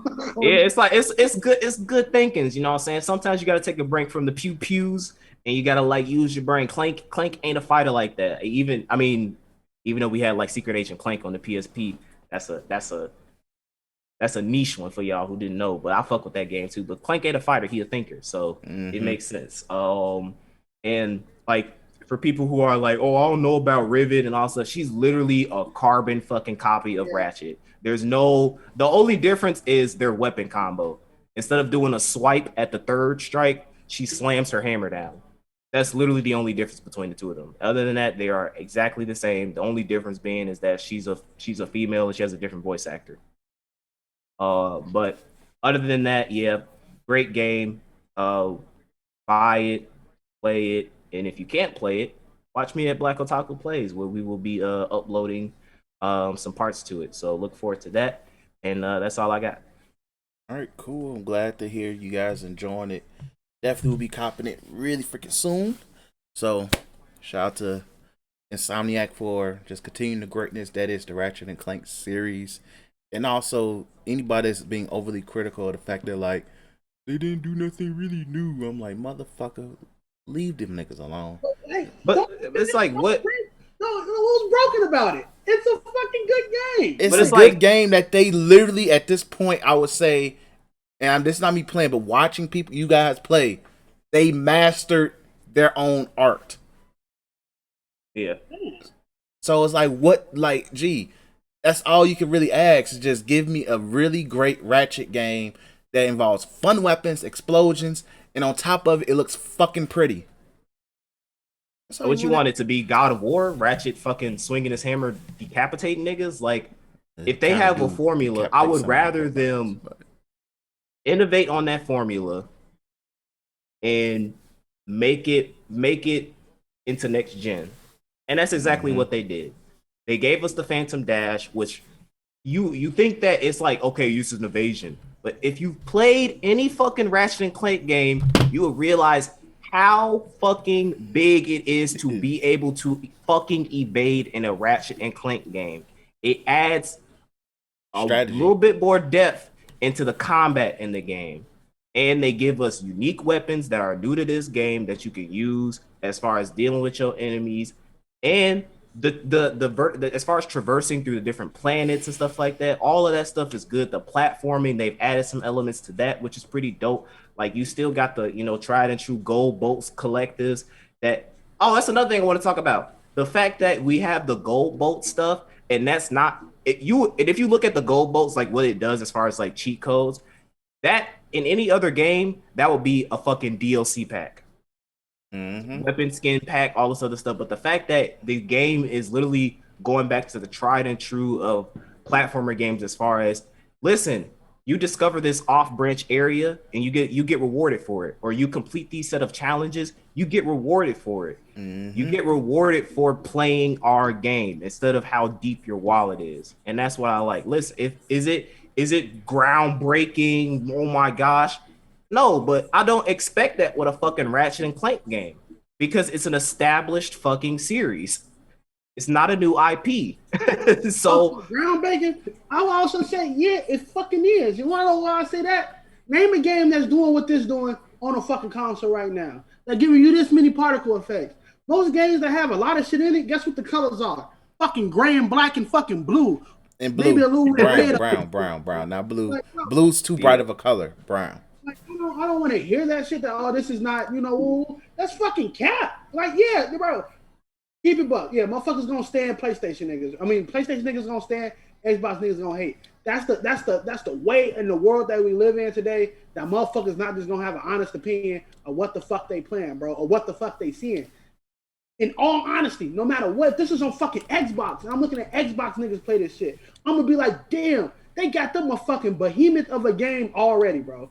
I don't want it. Like, that shit pisses me off that motherfuckers are overly critical of a fucking platformer, dog. Like, you acting like we looking at the new fucking fucking, I don't fucking know. The new Battlefield or some shit like that. Like, like it's a cartoony mascot platformer, dog. Mm-hmm. And for niggas who it's Ratchet has a strong fan base, strong. So for the niggas who love that fan base and want to continue to play the games that they got, thank you. They doing that. They're gonna continue to do that shit. So like I said, man, fuck them niggas. Fuck that nigga who said he didn't get a chance to go through the foliage. I didn't even know that shit. Who cares? It's the fact that he said, "I'm gonna stop what I'm doing. I'm gonna stop shooting robots and walk through foliage, nigga. If you don't get your frolicky ass out of here, boy." He wanted to skip around like skipping the fucking Guardian, like he fucking playing what's that that game fucking UPS Simulator. That's what it was. Yeah, UPS Simulator. All right, like even still, like if you're the type of person who likes to take a break and like look at the like, because I do that sometimes. I did that when I was playing through the game myself, going like, holy shit, this looks like a pretty awesome place. But I'm not gonna go like, well, you see that rock hanging off right there? If I throw my wrench at it, it should leave a crack in the rock. Nah, bro, like it just looks good. Let's move on, bro. Like that's not the whole. It's cool that somebody took the time to develop that, and I acknowledge that. But I'm gonna move on to doing what I want to do, which is shoot robots in the fucking face with Mr. Fun Guy. Yeah. Exactly. But let's go ahead and move on to news before we get to our E3 impressions. Jujutsu Kaisen's mangaka, I forgot his name, Gigi. He's on break, indefinite breaking, though they're saying it's probably gonna be a month due to health reasons. It was more pushed upon him by his editors than anything because he's just been working hard with Jujutsu Kaisen. I'm glad he's doing it. I'm also glad that the editors are being shout out to the editors. Yeah, the editors are putting forth the effort to say, okay, look, we got to do who it's been 900 days since he dropped the manga, and then we just had Berserk's writer just, even though it wasn't along the lines of because of his work, but his health just still declined, and he died of something that should even killed him at his age. So it's like, okay, let's make sure these guys live. It's one thing like they want to work hard and stuff, but they want to. It's looking out. So I'm glad that he obliged to it and say, okay, I'll take a break. I'll relax. Take a break, bro. Relax. Yeah, it's like it's not gonna hurt you. Like it's not gonna mess up the timing of, because I think he said he's getting close to trying to wrap up Jujutsu Kaisen. So yeah, so it's just take your break, bro. Relax. You got a wife, let her beat your meat, bro, and just relax, bro. Like, do your thing. Or if you Togashi, go ahead, play your 200th playthrough of Dragon Quest 11, Exactly. Like, just take your break. Togashi has no excuse no more. It's been over 900 days. That nigga he literally just needs to see a doctor, talk to his wife. Like, the other day, me and Chaz had a very funny ass conversation, and he's a Hunter x Hunter ass nigga. Me and him had the funniest conversation about what Togashi's literally doing, to the point I was mad that there wasn't a camera and we could have made a skit out of it, G. But it is what it is. Togashi, go count your wife's money, because literally there's a new Sailor Moon movie coming out on Netflix. I understand. Fuck that pen. She coming out the door. Oh, Sailor Moon money? All right. Say less. Toss that nigga the check and say even out the bank book, man. No, she like, here, you can buy your 6 memorabilia statue of Dragon Quest Hero number 9. Exactly. Like, hey. But yeah, so Jujutsu Kaisen, my guy, just chill. Then we have Shaman King will hit Netflix in the United States August 9th. I've lost all hype for that series, to keep it a buck, because when that stuff initially got announced for this season, and you found out that not only was it exclusive to Netflix, but it was exclusive to Netflix Japan. Like, I was just like, get the fuck out of here, bro. Like I fuck with Shaman King. Don't get me wrong. I'm probably still gonna watch it, but like I'm not like oh it's not this fucking go. It's gonna be like if somebody go remind me on the kick chat that like or the group me that like hey it's time it's out. But I okay I'll watch it I guess. Oh man. Yeah, so this is just a prime example. Netflix, whatever deal you have, if you're gonna get these anime, make it if it's especially if something big like Shaman King, make it global. Y'all did this like I understand with Carol and Tuesday, I let that slide because heck, I'm probably the only nigga in the world that watched it. But I'm like Shaman King, I feel like that should be global. And I think they did it with another major anime as well. Eden Zero was put in the same position as well. I think stop that Yeah, shit. yeah. I think it's like to me, this is just like when niggas be like, "Oh, we need multiple anime streaming platforms because we need it to be in competition with each other." Fuck that shit, bro. We just need one fucking one streaming service where we could just house all animes and I can just watch the shit it releases globally because this is to me, this just furthers my argument that Netflix don't hashtag cancel Netflix anime. And Netflix don't need no fucking anime in their shit. Stick to your live action bullshit originals and call it a day.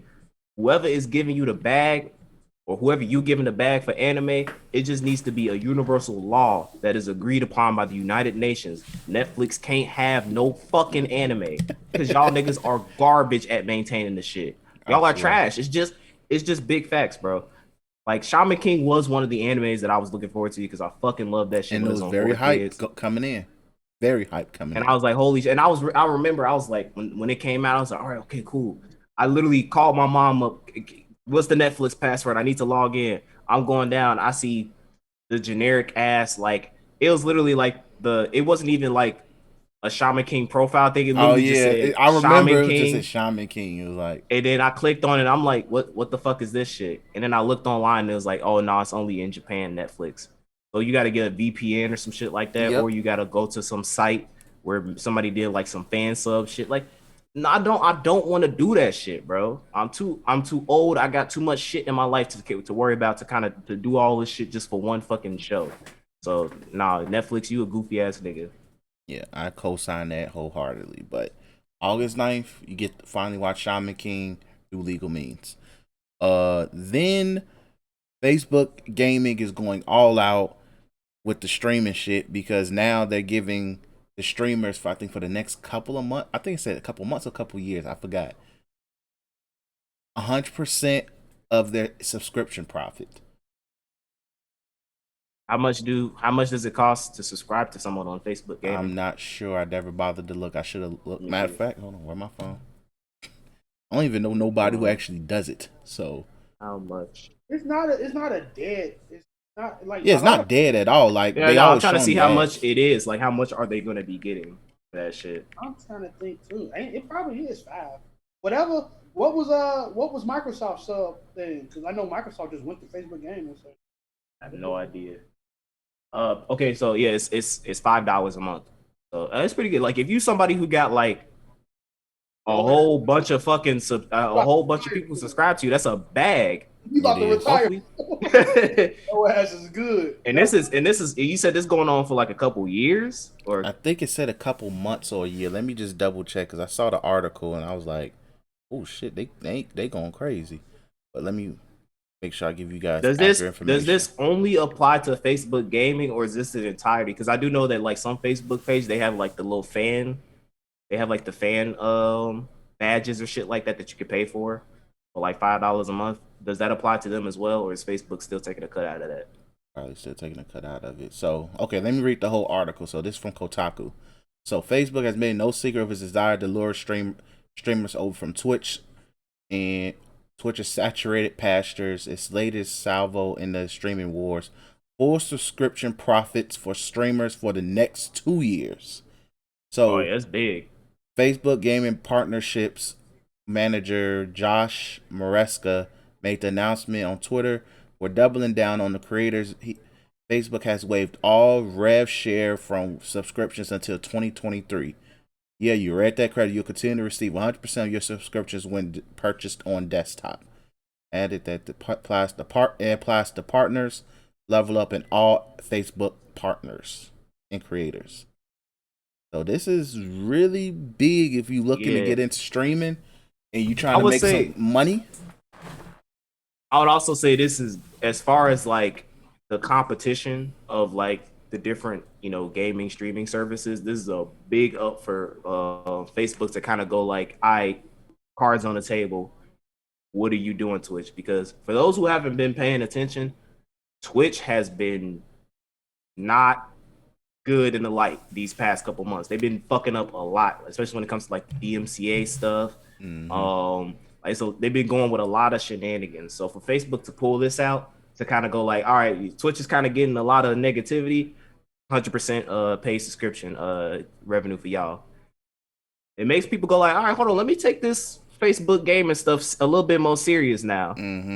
I think it's a good move for Or them. if you're somebody who's looking to get in and hoping to make a profit, like at least gaming, a quicker profit, go onto Facebook, because like they mentioned at the beginning of the article, Twitch is over fucking saturated. It is very. So, and it's like Facebook is still very entry level.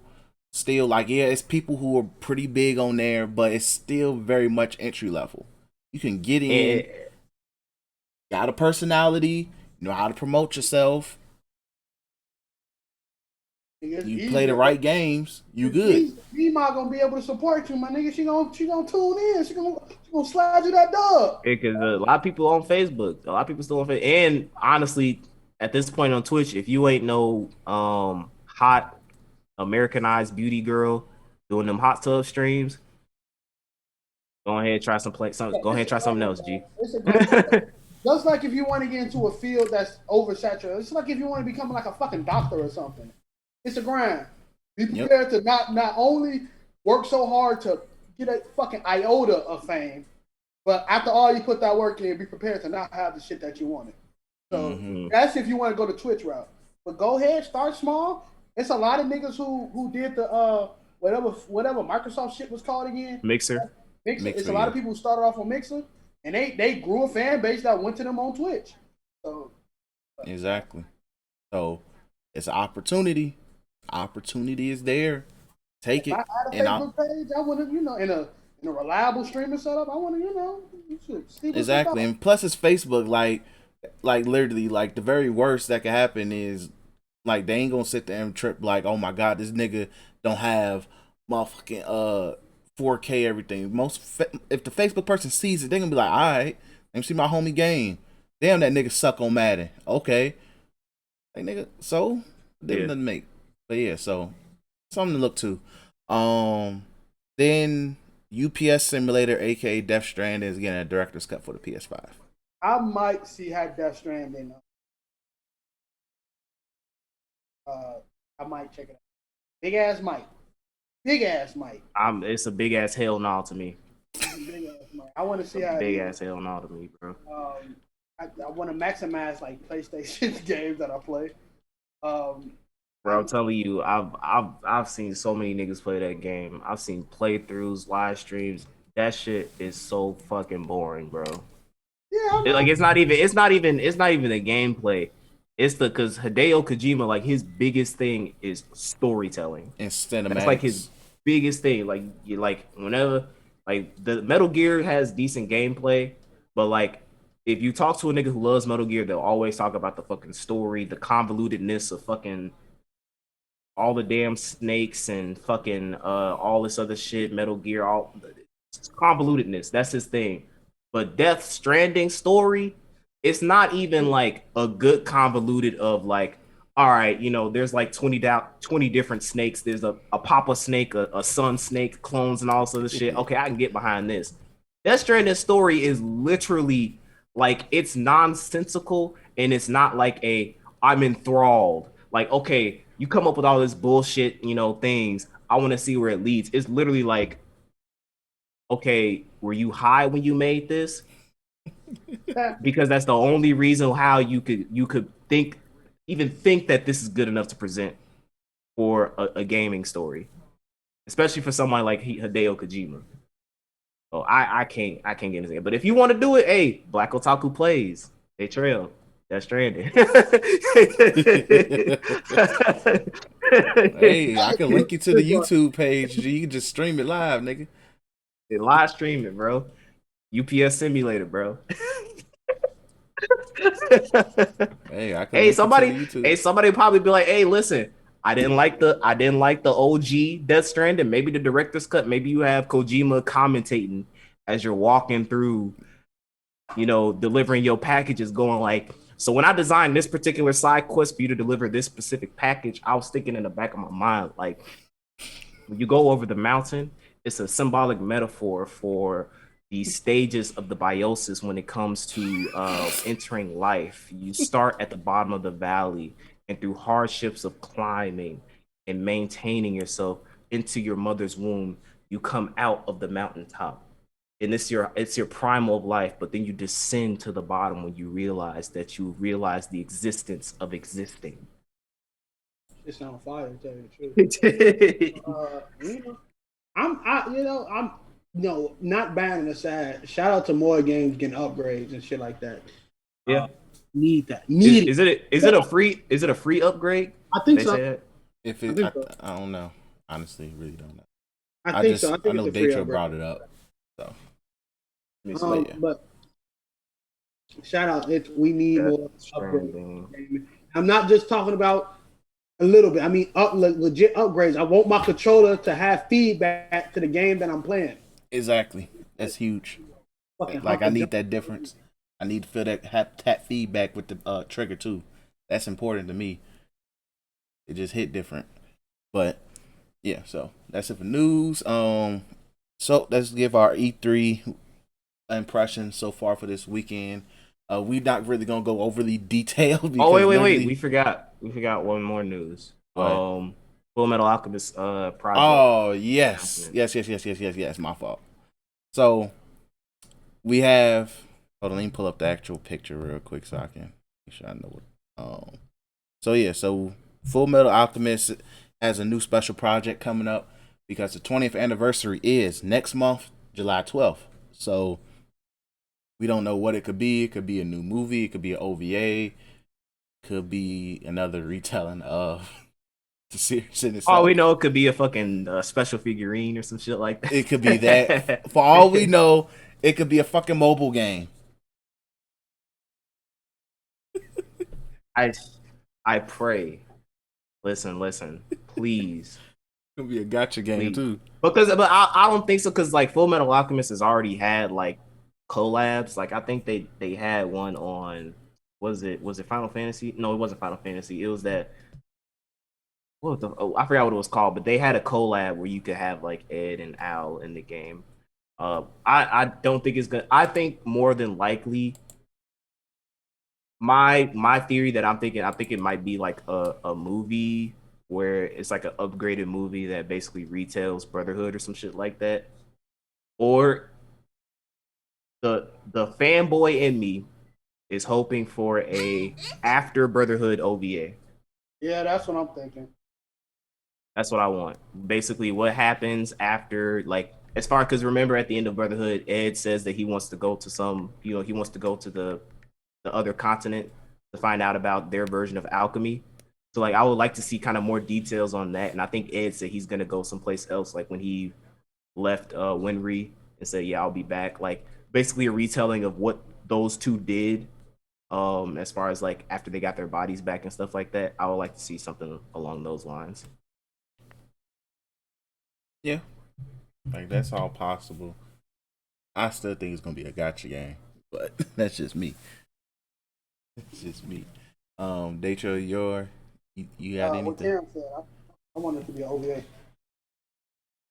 All right, cool. So let's go ahead and move on to E3. So like I said, we're not gonna go into overly crazy detail because we have 5 videos of us talking about each press conference. Also, let's put a disclaimer in as well. There is still more E3 coming out on Monday and Tuesday, but niggas have grown up responsibilities, jobs, and bills to pay. And that shit is during the morning when niggas have to go to work. So we will not be covering. So like for the Nintendo, the Capcom, the Bandai Namco stuff, won't be covering that. Gotta hold that. Sorry. When later on, maybe next couple years when things start to build up and stuff like that, we'll see where it goes from here. But for now, we could only cover the weekend stuff. Exactly. So we gave y'all what we can give you guys. Follow us on the Black Otakus. You might get some of my random thoughts on that. So follow the Black Otakus page if you want probably any thoughts that we may feel about anything. So it is what it is. So our impressions of the weekend so far and potential things to come. So I'm gonna go first. Pretty much, I would say Square won the weekend. I know a lot of people on Twitter is overly freaking critical of Square right now. Yeah, they are mad as they're mad. All they did was Marvel. All they did was Marvel. A lot of people credit that demo for some reason too, but I didn't. Oh, that's because the demo corrupted. It's corrupted. Like if you download it, you can't play it. It's like some technicality issues going on with the demo. It's corrupted right now. I expected because they were saying like they're gonna drop it as soon as like the conference is over. I was like, ain't no way this shit finna go smooth. I'm like, look, Intern Kun fucked up. Yeah. Intern Kun fucked up. So that it ain't probably getting fixed to the very earliest tomorrow night, which is Monday. So it is what it is when it comes to that. But mainly because, and this is my expectations, what wowed me more. And just seeing Guardians wowed the shit out of me. Especially because, hey, they bold as fuck to literally go ahead and say, we're going to give you another Marvel game after the Avengers. somewhat travesty of Marvel Avengers. And which pissed off a lot of people. But in terms of the overall scope of it, I liked what I saw. Was the frame rate choppy a little bit? Yeah, but that could be because the stream their stream of the stream was choppy too. Also, your internet sucks too, so it there could you be go. that. So it is what it is. I don't really care. Like by the time that game comes out, it should it should function, plain and simple. But that made me legit go wow because it looked fun. It looked neat. It looked interesting. So I'm totally all in for that. Even the other stuff I saw looked neat. Like regards, they played to what they do best, which is in their fan base plays best, which is the mobile games, Final Fantasy remakes of the mobile game, of mobile versions of the Final Fantasy remake games and shit like that, and whatever properties they can have. So they stuck to their core. So I would say, Square Enix impressed me. And also, I liked how they slightly slipped in Final Fantasy 16 gameplay. That was smooth. That was smooth as hell. I think Square's having their own press conference, dog. That too. Yeah. Or they save the shit for Nintendo and PlayStation. Like it's a lot that E3 is a dying fucking convention at a rapid rate. This is not something that that's going to continue. Probably 5 years from now, we're not going to get an E3 because it's bro. It was like 3,000 niggas on like IGN's page on Twitch to watch a lot of these game conferences. Granted, some of them could have been watching their favorite, content creators live stream it, but like still something. IGN is one of the biggest, as far as like video game media outlets is there, and they had like 3,000 niggas watching like Xbox, Square Enix shit like that. So yeah, but I'm not too like I try not to get overly critical about anything, right? Because that turns me into that nigga that like foliage. But I try my best to always have an unbiased view on it. Bro, some of them games look like they was a generation older, of course, but a lot of them are. A lot of them were being developed for that specific time. Or PS4 or Xbox. Corona hit, and it was like, hey, push it back. Unless you like a studio that's probably owned or knew about like this situation we was gonna get these next gen systems right here, right now. They didn't make it for that. They made it for the PlayStation 4. And plus, kind of happy about that. It probably run better on the PS5 than it would run on the PS4. So, and I like to call that in the party chat PS5 priority. But all those, Elitism. I literally said, you know, Cameron, you know this. If a nigga on PS4 mute you in the party chat, they can't hear you, but you can hear them. So they're not muting themselves; they just muting your voice. But you can hear if they talking shit about you and stuff like that. Wow. It's high priority. I'll be like, hey, bro, you might as well just leave the party, bro. I can still hear you talking. He said, "Look, man, I'm still the shit. I'm still the shit, G. You mad because I'm the shit, G? That's what it is." You mad because you got that broke boy PS4 system, my nigga? That shit crazy. But yeah, crazy as fuck. All in all, like I like Square was probably my favorite. It's E3 shit. Like I just wish each gaming company had their own event now, like how PlayStation, Nintendo do. Just keep us in the loop of what's going to happen, and you're all good in my book. Like no cap. I know we shit on Nintendo Directs a lot, but at least they keep us in a loop. But it's consistent as far as like Nintendo literally goes like, this is what we go show you in our direct. This is literally what we showing you in our direct, and then they show it. It's just Nintendo fans be like, I was expecting Breath of the Wild 2. I was expecting Smash guest characters. Like, no, Nintendo literally goes like, hey nigga, this is all we presented for this I don't even know if they did it for tomorrow or Tuesday. I forgot when they go. But I don't know if they already laid out and goes like, this is all we about to talk about as far as E3 Nintendo Direct. But hey, I can't be mad at it. It's like, this is what you're getting. Yep. Yeah. I would say that I like Squares the most. And this isn't me being biased, it's because like for me personally, the games that Square showed off were more to my liking and appeal. I like the Guardians gameplay. Hell, even the Black Panther stuff that they showed off interested me to a degree.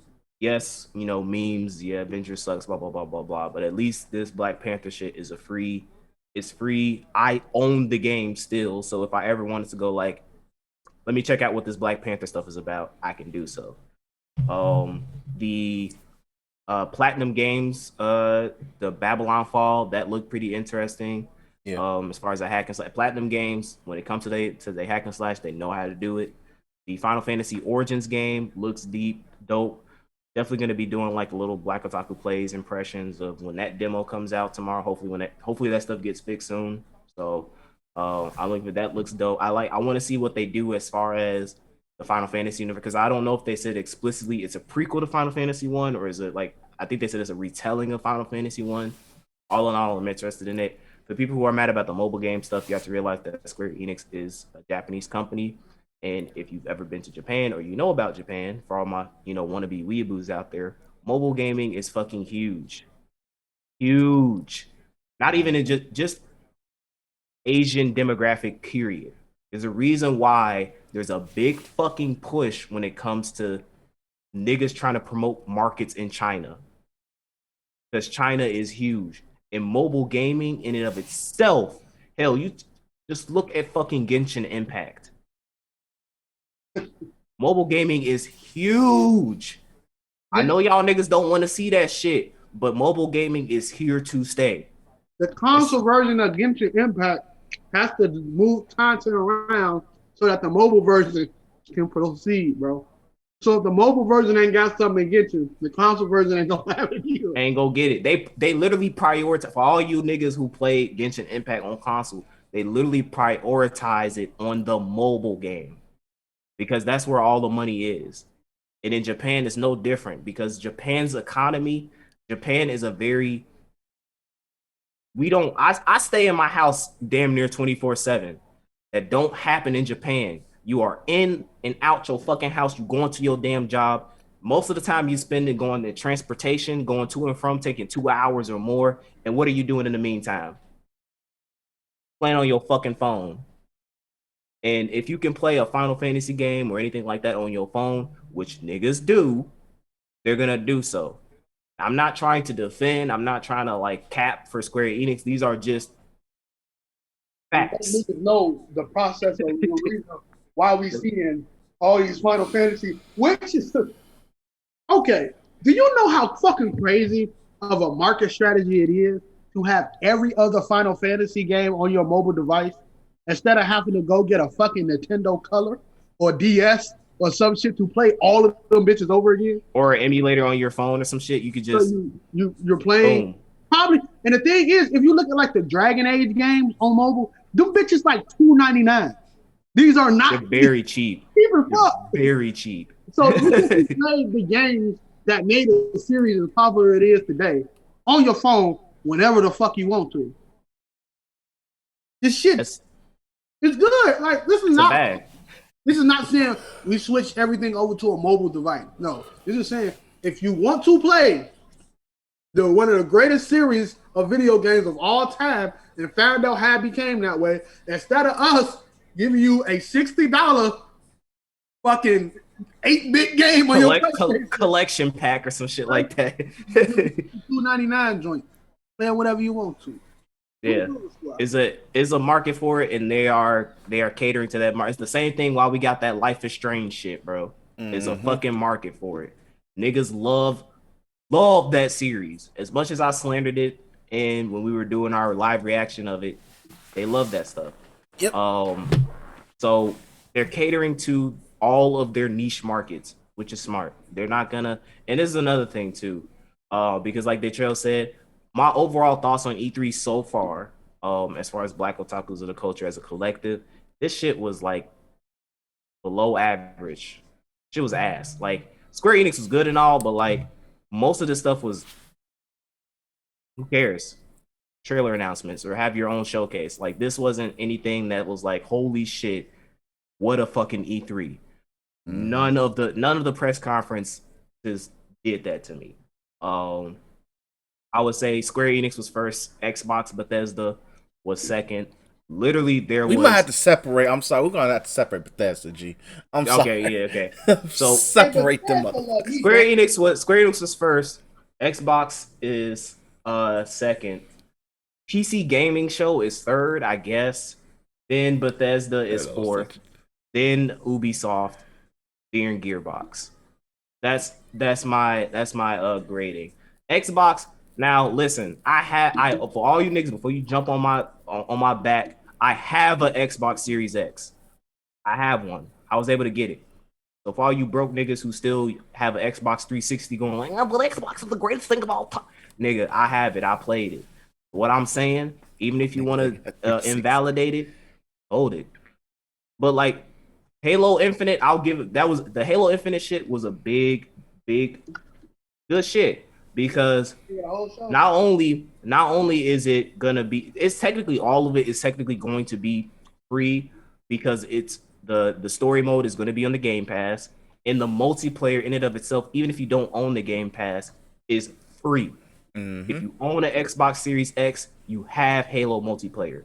Now, Detrail was talking about this during one of the during the reaction as far as like having your first person shooters being as an exclusive as being bad, but for an IP like Halo, that's the best thing you could do if you're gonna make it exclusive is make it fucking absolutely free, because you have just guaranteed the longevity of your multiplayer scene in that game for a long fucking time. They revitalize whatever the word is, they series like that creates more hype to your series and make it as motherfuckers want to get in tune. This is going to help them so much in the long run because you're going to get people like Ninja back. He was a Halo nigga. Yeah, he's gonna definitely be like, oh yeah, multiplayer, so let's go. On Twitch, 15,000 people gonna watch him daily, body niggas on that. I want to be like Ninja, but I can't play it on my PlayStation. Let me get an Xbox. Or just get a decent PC. Yeah, but it's still money in Microsoft's pocket either way. Yep. And that's all. Because this is the thing too. They're going to throw a battle pass in there. There's going to be season passes, and they're going to microtransaction various skins. So like, they're going to get bread. I think what they did with Halo was good. I think what they did with Halo was good. I think it was great. Like overall, just in terms of like, yeah, I'm not necessarily really excited for what they're like for E3s and stuff like that. But Xbox did what Xbox usually don't do, and that just focus on gaming. Games. It's been a long time since we got that shit. I swear, man. Not that many CG trailers and shit like that, bro. It was good.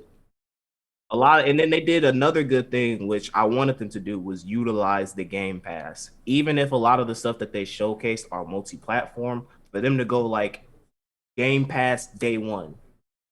For a nigga like me, who owns a PlayStation 5 and Xbox Series X, I'm playing it. If the game was interested to me, I'm gonna play it on the Series X. The game that, and I know niggas are gonna be like, stop cap. Listen, those who know me, I'm a huge JRPG fucking nerd. That game that they showcased, I forgot the name of it. It was like Edelin, something like that. Yeah. That was that game. That looks so fucking neat. Even though it's not coming out to 2022, 23, but it's not coming out for a long time. But like that game was like, holy shit, I want to play this. And now that I know that it's available on the Game Pass, okay. What do you think when the game rolls around? Even if PlayStation goes like, yeah, we getting it too, I don't give a fuck. I'm gonna play it on my fucking Xbox. I already got it. So they did a great job of utilizing their biggest asset when it comes to the Xbox, when it comes to gaming, and with Microsoft as a whole, which is the Game Pass, which, as far as gaming streaming services goes, is the best in the market. No competition. Is literally the Game Pass. I agree. So they did a great job of utilizing those aspects. A lot of the games that showcase weren't interesting to me, but they showed games. And I mean, that's what I wanted to see. They made people go like, hey, listen, this is why we think you want an Xbox Series X. Now, you may not have captivated people yet, but if you could take what you did with this E3, and if you have a future Xbox, showcase or whatever you do later on down the line, later on this year or early next year, and you really focus on like console exclusives and really push the Game Pass even more, you got it. That's how you compete with Sony. Because Sony at this point, Sony has, single player exclusives. They got that shit down packed, especially this year alone. Returnal, Ratchet and Clank, Horizon Zero Dawn, God of War coming out next year. They got heavy hitters after heavy hitters. So really, when it comes to, I'm not really talking about console wars. I'm talking more about competition between the gaming companies, which in turn makes them improve on certain aspects that make their system great. You could really make Sony shake in their boots by really utilizing that Game Pass even more, like you did with this press conference. So that's all I have to say with Xbox. Y'all got anything else to add before we move on to what did I say was third? PC gaming show? Yeah, PC gaming. Look, man. Games. Lots they of showed games. A lot of fucking games. Yeah, I'll say that. But you're gonna I want y'all to watch that one specifically. I want you to watch all of them, of course. But I want y'all to watch that one specifically. Me and Cam tried so hard to keep that interested. Right. I lost interest at times. I literally would look. I'm like, this is I me. Was yawning so much. I was yawning too. I was like, this is me watching. I'm like, can this end already, G? I was low-key going like, when is this over? But this shit made me mad as hell because I'm gonna give an early clown to Warner Brothers, because I don't know if this is IGN or Warner Brothers, but they got the time wrong. And like, I don't know if it was us hyping up the Back 4 Blood stuff, but I thought it was gonna be like some shit when it comes to Back 4 Blood. I missed the time. It was at 4:00. I thought it was at 4:30. But I got here, I was like, oh, holy shit, it's like 4:07. It was literally 4:07. I was like, okay, when we get Chris, we get back on, we can cover this shit. Because it might be, 30 minutes until the PC gaming show comes on. I literally turned this on. They talked about like some enemy classes. They talked about like one weapon, and then it was over. I saw that text. I got the message. I'm like, I was like laying down, relaxed. I'm like, oh, I got like another 20 minutes before I got to get back up. I'm like, Get up. And And I'm then like, as soon as Chris got on, I was like, it's over, bro. all right, let me know when the game and PC shit start. Went back, laid my ass back down. I was like, nigga. It was so. I was like, damn, bro. Like Warner Brothers, you really. I mean, it could have been just us hyping it up, but like, I expected more. I put that on Warner Brothers more. Like, it's like you can't sit there and say, "Oh, we're going to focus directly on this game because we know it has hype to it." Like, because for me, I want to play it, so I'm like, okay, they're not going to show nothing else with this. Oh, maybe they're going to at least give us 30 minutes. Gearbox found a way to squeeze 30 minutes of nothing, so they can at least give 30 minutes of just talking about this game. What the fuck? Didn't get that. But my thoughts on the PC gaming show. I mean, they showed a lot of indie games. They showed a lot of games. None of them was really. Well, it was a couple that interest me, but I don't really know their titles. And it's not like I'm really gonna play them, to be perfectly honest.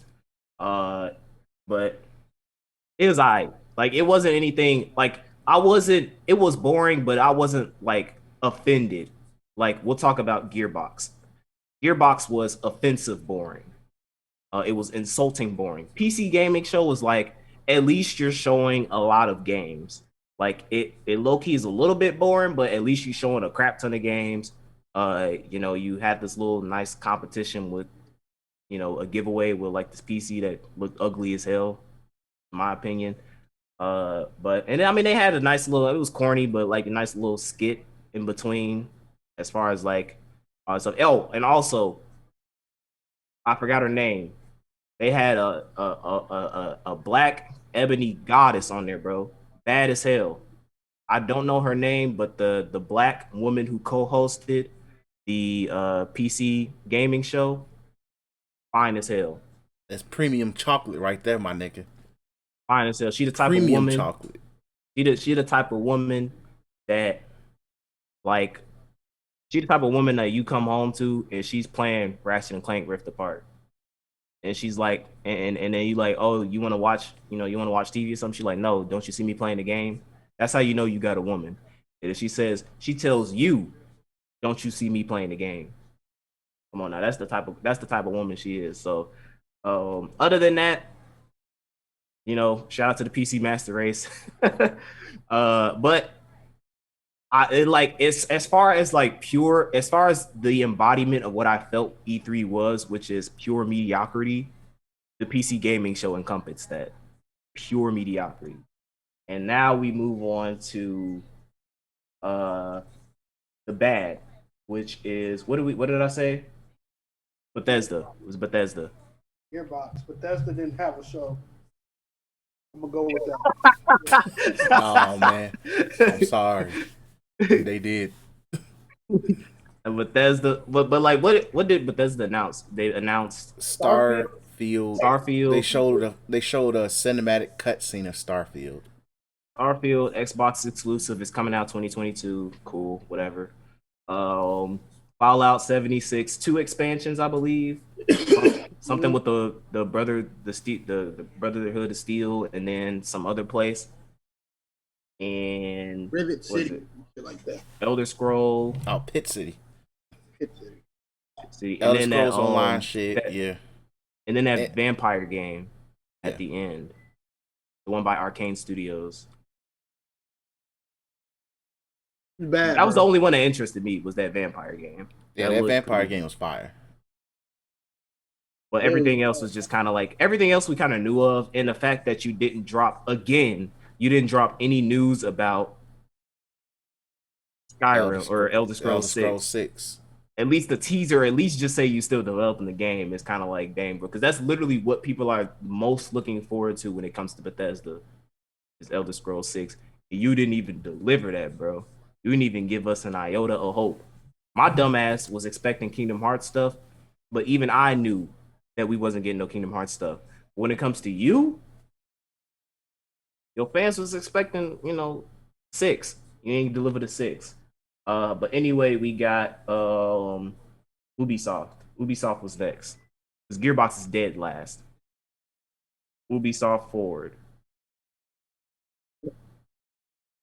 All right, so they had what? They had 3 games, right? They had four games, 3 heavy hitters though. It was Far Cry 6, um, that sports game. What was it called? Sports game. Oh, Riders Republic. Riders Republic, and what was the last game? Oh, Rainbow Six Siege Extraction. That was the first game. That was the first, yeah. Rainbow Six Siege Extraction. The fact that you are charging $60 for that shit.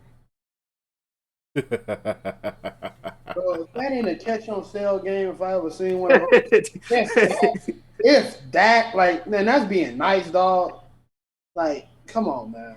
Like what we doing, man? What the fuck, bro? That's like a $19 expansion pack to Rainbow Six Siege at best. Best. I don't know why you trying to sell that shit separately. Included as a package deal on Rainbow Six, because you know that most of your niggas, when it comes to Rainbow Six, still want Rainbow Six Siege. You Yep. probably go get a little bump as far as when the game gets first announced. But ultimately, people are gonna go flock back to Rainbow Six Siege because that's where the competitive side of things is, and that's what people like to see gameplay of. Nigga, I don't want to play a stealth zombie horde game. The fuck, when I see a zombie, I want to fucking pull up. Not, I'm sneaky behind cover. I pinged him. I got a line on this. Like, nigga, nobody wants to do that shit, bro. This shit is boring as fuck. So, no, the Riders Republic game. Now that one interested me purely for the snowboarding part. The first person biking shit, that was lame. I don't really care about that shit. And they said that they have a closed beta coming out soon, so I may check that out.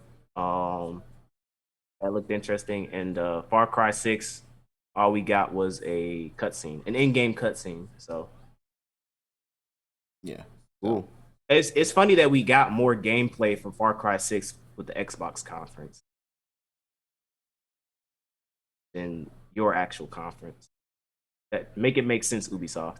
Unless Xbox gave you a bag to go like, hey, listen, go cutscene off in your conference. Let's show gameplay in our conference. We'll give you this much money. But if that didn't happen, dog, you wasted opportunity, bro. Wasted opportunity. We got more Far Cry 6 stuff from Xbox than you. And then your surprise heavy hitter was the fucking Mario Rabbids game, which I mean is an audience for it. I guess niggas like that game, but me personally, nah, I'm good on that. Shout out to Nintendo though, because Nintendo, I know y'all niggas had to give them a bag for that, because you not only using Mario, but you using fucking Peach. Luigi and Princess Luigi. Peach. Lord Man, knows who else. man, y'all, that's bags on top of bags, G. Mario already looking like a Billy bag to me. You want to use my nigga Mario? You want the brother too in this bitch? Oh, you want the bar? Oh yeah. Hold on. How much you want for it again? I bet, and we getting a percentage of that cut when it comes to them game sales too, nigga. So that's pretty good. But other than that, everything else that they showed off in between, I literally don't even remember. So that goes to show you how much I didn't give a shit about that. Uh, yeah, and then last but not least, Gearbox. I'm sorry. I tried watching y'all video. I know it was like 30 minutes, but gee, I couldn't get past 5 because I knew everything was uninteresting. I'm sorry. bruh.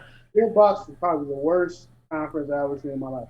I remember when Connect did the family little fucking tool brad thing when they was doing the Xbox Connect shit. Bro, worse than that, bro.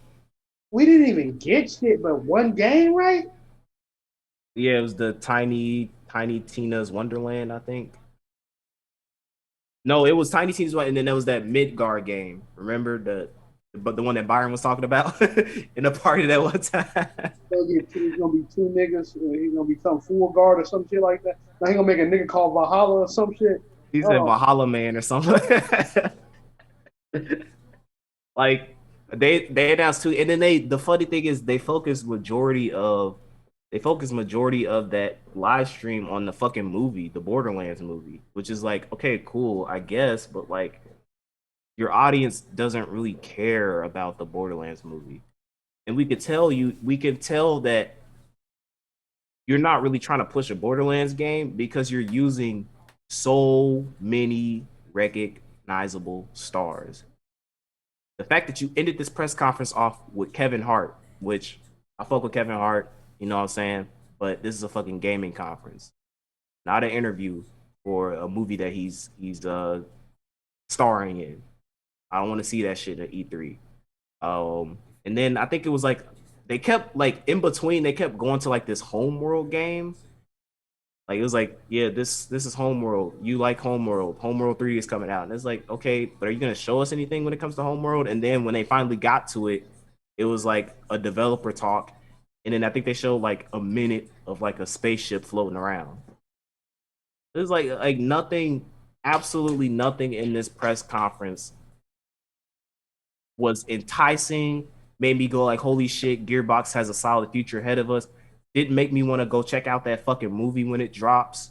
In fact, it made me not want to go see the movie. So there you go. You did the opposite. I don't want to see that movie. I fuck with Kevin Hart, but I don't want to see that movie. Yeah, Gearbox was a like I know we said that like Ubisoft was like a F or D minus. This was a fucking F. E. Expulsion. Yeah, expulsion. This is a nigga. You ain't show up to class in like a month. What the fuck are you still doing at this school? Get out. You didn't even bother to put you didn't even bother to put your name on the test to get points for that failing grade.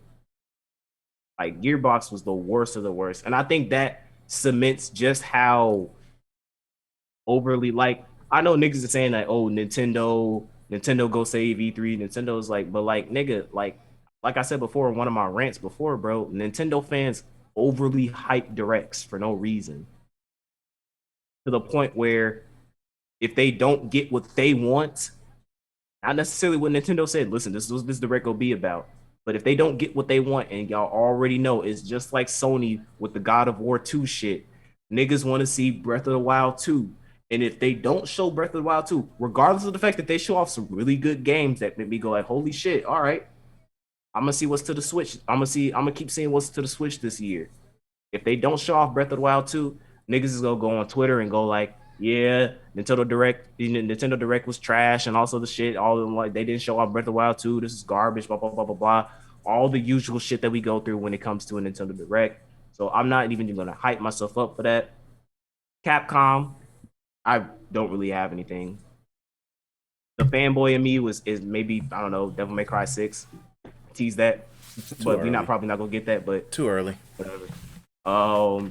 And Bandai Namco, you go get Scarlet Nexus, Tales of Arise. Those two games come out this year. You probably go get some Elden Ring stuff since they dropped news of that.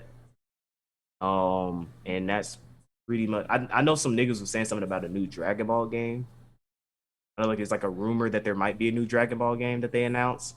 Let's see. Also, you might get Arc Systems might do a My Hero game. My Hero game. I'm gonna say it again. If they skip over Naruto, bro, Kishimoto in the dirt. I don't know. Like I don't know if it was a band because it could be a Bandai move. It could be Bandai going like, listen, because I mean Naruto is popular, but My Hero is fucking popping. It's popping right now. So it's like, yeah, capitalize on this My Hero hype. Niggas love fighters.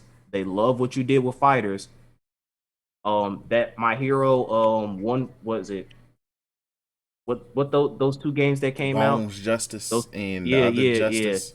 One's Justice. Those fucking suck. They're absolute fucking garbage. Nobody wants to play that shit. Make an actual fighting game with some hype behind it that actually has some love implemented into it, like you did with fighters, and we go capitalize on this fucking fan base. So hey, if they do that, hey, I'm all for it. I'll buy it. I love fighters, so if they can replicate the gameplay with My Hero, I'm for it. But I don't think that I think that overall, I agree with Detroit. I just think that E3 is a dying breed. I think that like, because I was listening to some people saying that they're mad at Sony for not having a showcase here. Like, we got to wait a month for Sony to drop some news about this stuff. But it's like, dog, like, for what though? So Like, this stuff is so fucking mediocre. Like, there's nothing, and it's not even that I want something hyped to come out, but there wasn't a lot of like things that made me go like, I'm glad that I sat down and recorded and edited these fucking videos. There was nothing that made me go like, oh yeah, this is yeah. Shout out to E3. This is amazing. Like, I don't know. I think what was it? Was it like 2018? It was one E3 that I was like, holy shit. This is like peak gaming it was news. like the year. I think it was the year before our first year started recording. I think it was that. And I was like, man, this is some real good shit that's coming out. But later on through the years, it's like E3 It's dying, slowly dying. It's not what it used to be. And that's okay because as things grow, things evolve, things need to change. And I think that it would be much more beneficial to these companies if they just do individual showcases on their own platforms as far as listen, this is what you because then you're still going to get comparisons, but it won't be to the degree of you Xbox E3 was the GOAT.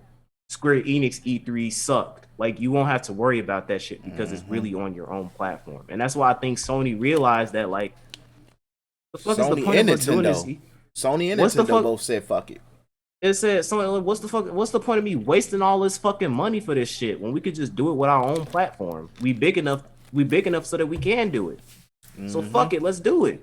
We're a whole gaming company. Why is we going to someone else's company to showcase something we can show ourselves? Right. There's no point. And yeah, I would rather wait a month.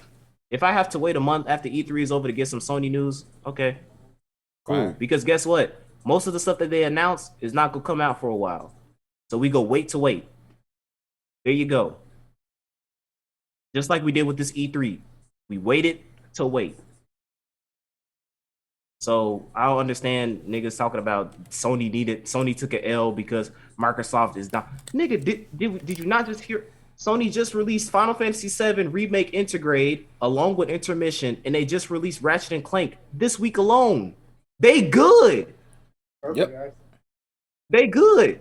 Sony is not. Oh, we didn't do a showcase at E3. Xbox just killed us with Halo news and showing us a Starfield cinematic with no gameplay of the game that's not even coming out this fucking week, this year. Sony does not give a fuck about what happened in E3. They are chilling. They at the beach sipping lemonade, bro. Sitting on that Ratchet and Clank and Final Fantasy money. While waiting for that Horizon Zero Dawn money to roll in. So, all in all, I mean, that's all I really got to say about E3. And then, I mean, maybe next Black Otakus of the Culture, because I might tune in while I'm at work, you know, just to see what the Nintendo Direct and stuff is. So you might get an update as far as how I feel on that stuff. But overall, this E3 was, to be perfectly honest, a waste of time. Yeah. To be blunt. Yeah. I'm not mad at that take. Just to wrap this segment up, like E3, I forgot what year it was. I think they totally changed E3 where they didn't even let like the public in and shit like that. I think that was like they made it more for influencers, I think. Yeah, something like that. And people was mad. That was 2019. No. It was way before that. It was like 1 year where they said media only. Media and the developers only. And niggas was pissed because it wasn't letting the public in. And then they said, okay, we fucked up, back to normal. Things started picking back up. Then it became influencers only. E3 is just we're at a point where it's just like it'd be nice if gaming has a convention, but it's like it don't need it no more.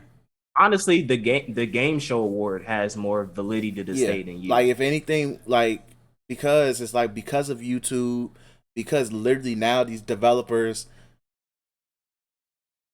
start to look a little bit more humane. You can actually let them put them in front of a camera and say, "Talk about this game." Like, so it's like you don't really need to worry about having like call up somebody, a famous person who plays a game, be like, "Hey, can you come up here and talk about this game? You know, walk the band for me. Thank you. All right, thank you very much." Don't need to do it no more. So like, yeah, E3 is probably slowly but surely hitting a slow death, and COVID isn't helping. Like the past 2 years, like literally, it isn't helping. Developers probably realizing it's cheaper just to do their own thing. Do their own thing. So it's like it is what it is. Sucks, but hey, it is what it is. Game is the game, but we got fucking goofies out here, plenty of them. All right, so my goofy is, unfortunately, first and foremost, prayers to the victims who got shot last night in Chicago, deciding to have another Fifi on 75th Street. That's on, like, prayers to those people. That shouldn't. It sucks that they got shot. Lives were lost. But I'm putting this on the fact that niggas thought they could do a part 2 of having a big ass fake unauthorized block party on 75th Street. Nothing on 75th Street, by the way. Nothing. And thought nothing was going to happen.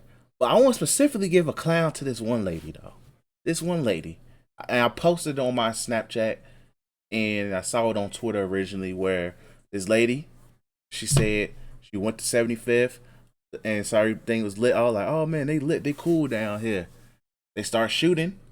She said she ducks, and then she says on camera, oh shit, I parked in the alley, my kids are still in the car, let me go get to my kids. I hate people. You saying it as if like she gave an iota of a fuck. She literally said, my car in the alley and my kids in there. Wait, right, so I did make happened? her sound more humane. She went to the event herself with her kids or something? What happened? Her kid, she I guess she parked in some alleyway because her girlfriend told her, hey, pull up on 75th Street, it's busting up here. And then they started shooting. And yeah. What kind of that? So you was like, all right, I'm gonna pull up with my best friend. Let me bring my kids with me. The kids wasn't next to her, but they were in the car in the alleyway. I don't, but like she brought her kids with her. Yes. That's what I'm saying. Yes. Dude. Like why? Yes. Look, man. I understand that the CDC kind of says that it's safe to go outside, but that don't mean the pandemic is over with. But a lot of you niggas is acting like it's sweet out here, G. Y'all niggas acting like like I understand. Like a lot of y'all was fake cooped up in the crib. Keyword faked, because niggas was living lives. I don't care. Some of y'all was living lies. Living lies and lives. So it's like y'all wasn't as, oh my god, my life was boring. No. A lot of y'all doing some dumb fucked up shit. But that lady holds the clown award because it's just like you went there with kids. I hate y'all. I hate people so fucking much, G. So much. I really do. Like the vaccine era of this pandemic is really showing the stupidity in people. And I hate to see it. A lot of exposure, bro. A lot of head ass shit is going on. So that's my clown. My clown goes to the creators of Chivalry. It was just really, really bad.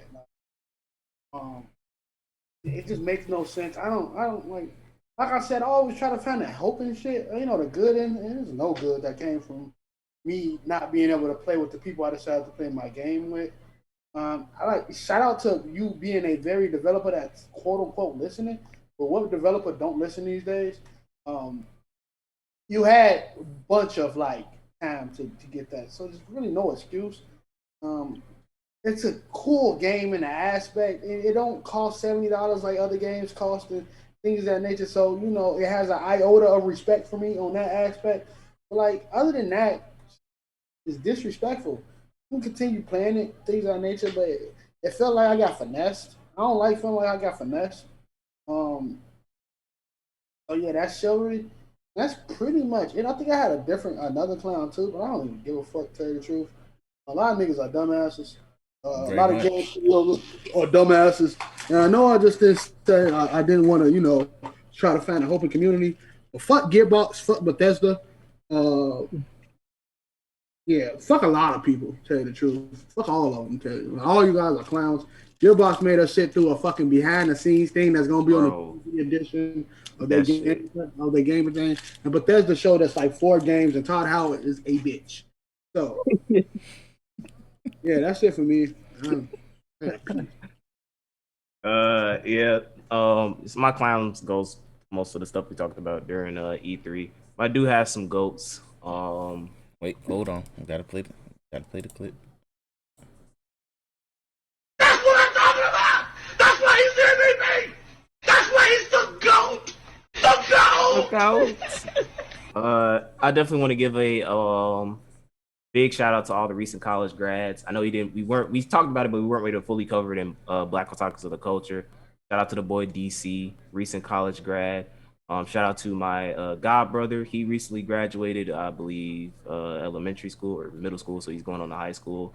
And then shout out to my younger brother. He graduated high school, so he's going on to college. So just major life landmarks as they progress towards their future, and makes me feel old as fuck. Especially when I realized that my younger brother graduated high school, I was like, wow. that makes me feel so old. Like, but I'm proud of him. I'm proud of my god brother, proud of DC. And I know that they're gonna move on to do some good things. So those are my goats for the week. Yo, I approve of both. Same shot DC doing your thug dizzle. Like happy for you, bro. Make sure you make sure for DC, y'all he has a little commission thing with his art. Hit that boy up. He's cold at what he do. Follow him follow him on his Instagram. We'll put the information in the Description box. So make sure you check that out. So yeah. But let's go ahead and wrap this up. We appreciate you guys for listening as always. Make sure you follow us on Twitter at the Black Otakus. We are the one and only the Black Otakus. Make sure you follow us on Twitter. Make sure you if you watching us on YouTube, make sure you like, comment, subscribe, share. If you haven't yet subscribed to, so do that. Check out all the content we got on there. Check out all our E3 coverage. Check out Cam's Black Otaku plays. He got a lot of heat coming for you guys, and we'll probably gonna have a new Black Otaku reviews coming out this week as well to hit up My Hero, One Piece, and such as well. So be on the lookout for that on the YouTube channel. Make sure you also if you're on the podcast side of things, strictly on the audio, make sure you if you're on Spotify, SoundCloud, Apple Podcasts, make sure you subscribe, share, like, rate, all of that. We greatly appreciate all of that. G is all greatly appreciated. Thanks for listening, and peace. Johnny.